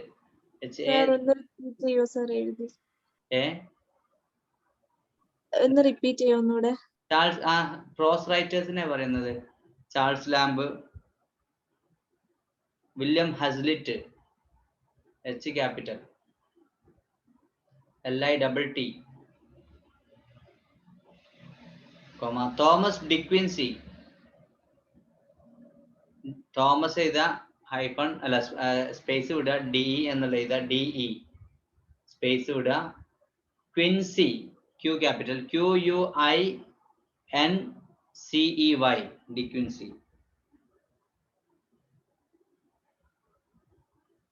Mary Wollstonecraft, Mary Wollstonecraft, WOLLSTONECRAFT. ഒന്നുകൂടി പറയട്ടോ. WOLLSTONECRAFT. And Leigh-Hunt, LEIGH, പിന്നെ capital H, Hunt, HUNT, Leigh-Hunt.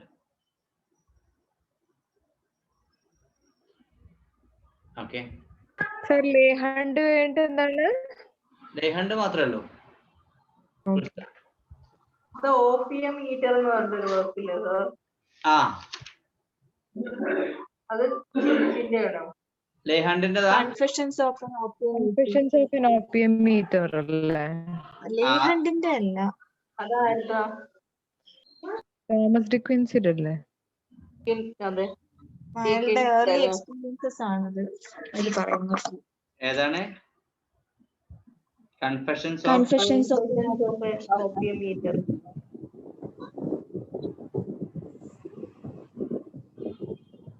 അവിടെ രണ്ട് വർക്കില്ലേ, കൺഫെഷൻസ് ഓഫ് ആൻ ഇംഗ്ലീഷ് ഒപ്പിയോമീറ്ററും അതുപോലെ കൺഫെഷൻസ് ഓഫ് ആൻ ഒപ്പിയോമീറ്ററും ഇല്ലേ, രണ്ട് പേരിലുള്ള രണ്ട് വർക്കില്ലേ. തോമസ് ഡിക്വിൻസിന്റെ ആട്ടോ, ഡിക്വിൻസിന്റെ ആണ് കൺഫെഷൻ ഓഫ് ആൻ ഇംഗ്ലീഷ് ഓപ്പിയോമീറ്റർ. അത് നെറ്റിന് പണ്ടെന്നോ ചോദിക്കുന്നു കുറെ.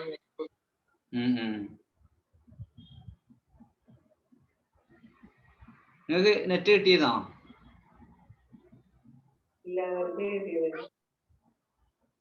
നെറ്റ് എഴുതിക്കൂടെ? ഇനി എഴുതണം കേട്ടോ, എന്തായാലും ഇനിയുള്ളത് എഴുതാ കാര്യത്തില്. കാരണം എന്താ വെച്ചാലേ ഇങ്ങനെ ഡീറ്റെയിൽ ആയിട്ടാ ചോദിക്കുന്നത്. അല്ല, അതിനു വേണ്ടി പ്രിപ്പയർ ചെയ്യേണ്ട ആവശ്യമില്ല.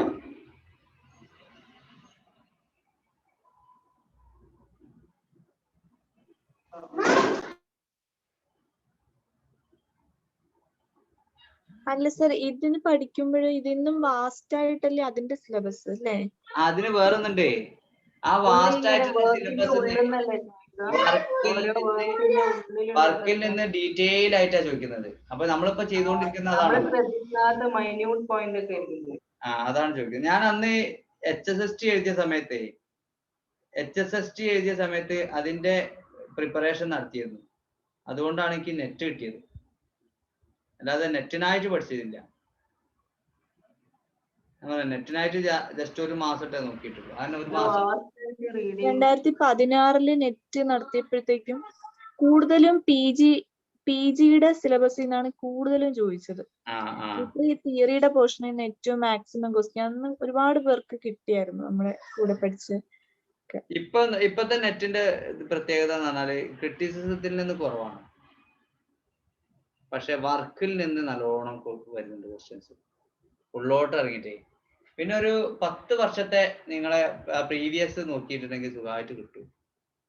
ജസ്റ്റ് ഒന്ന് ഇങ്ങനെ നോക്കുക, അതിന്റെ മീനിങ്, അതിന്റെ ഇത് നോക്കുക, പിന്നെ അതിന്റെ ആൻസറും നോക്കുക, അങ്ങനെ അങ്ങോട്ട് പോയാലും അത്ര.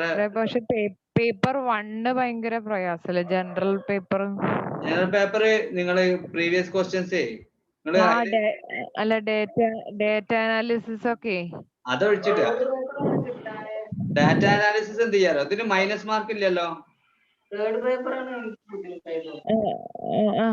ഇല്ല. അപ്പൊ മൈനസ് മാർക്ക് ഇല്ലെങ്കിൽ നിങ്ങൾ ഒരു കാര്യം ചെയ്താൽ മതി, വേറെ ആരും പറയണ്ട കേട്ടോ. അതായത് ഇപ്പൊ ഓപ്ഷൻസ് നിങ്ങൾ തീരെ പഠിക്കാതെ പോയതാണെങ്കിൽ അതിന്റെ ഓപ്ഷൻസ് C ആണെങ്കിൽ C മാത്രം, 5 എണ്ണത്തിന് C മാത്രം കർപ്പിക്കാം, അല്ലെങ്കിൽ B മാത്രം. അതിലെങ്ങനെയായാലും 2 എണ്ണം ശരിയാവും. 5 എണ്ണത്തിൽ 2 എണ്ണം കിട്ടുമല്ലോ. അപ്പൊ അങ്ങനെ ചെയ്തിട്ടുണ്ടെങ്കിൽ എന്തായാലും കിട്ടും. പിന്നെ നിങ്ങൾക്ക് അറിയാത്തത് മൊത്തം അല്ലേ, ആദ്യം അറിയുന്നത് മൊത്തം എഴുതുക, പിന്നെ അറിയാത്തത് മൊത്തം അതുപോലെ കർപ്പിച്ചാൽ മതി. ഫസ്റ്റ് പേപ്പറിന് മാത്രമാണോ ഈ ക്ലൂ? അത് ഞാൻ പറയാൻ പാടില്ല എന്നാണ്. എന്നാലും പിന്നെ ഒരു കാര്യം ചെയ്താൽ മതി, സെക്കൻഡ് പേപ്പറിനും നമുക്ക് കിട്ടാത്തത് അങ്ങനെ ചെയ്താൽ മതി. ഞാൻ ഇത് ക്ലോസ് ചെയ്തിട്ടെന്ന് പറയാം. ഡിമാൻഡായി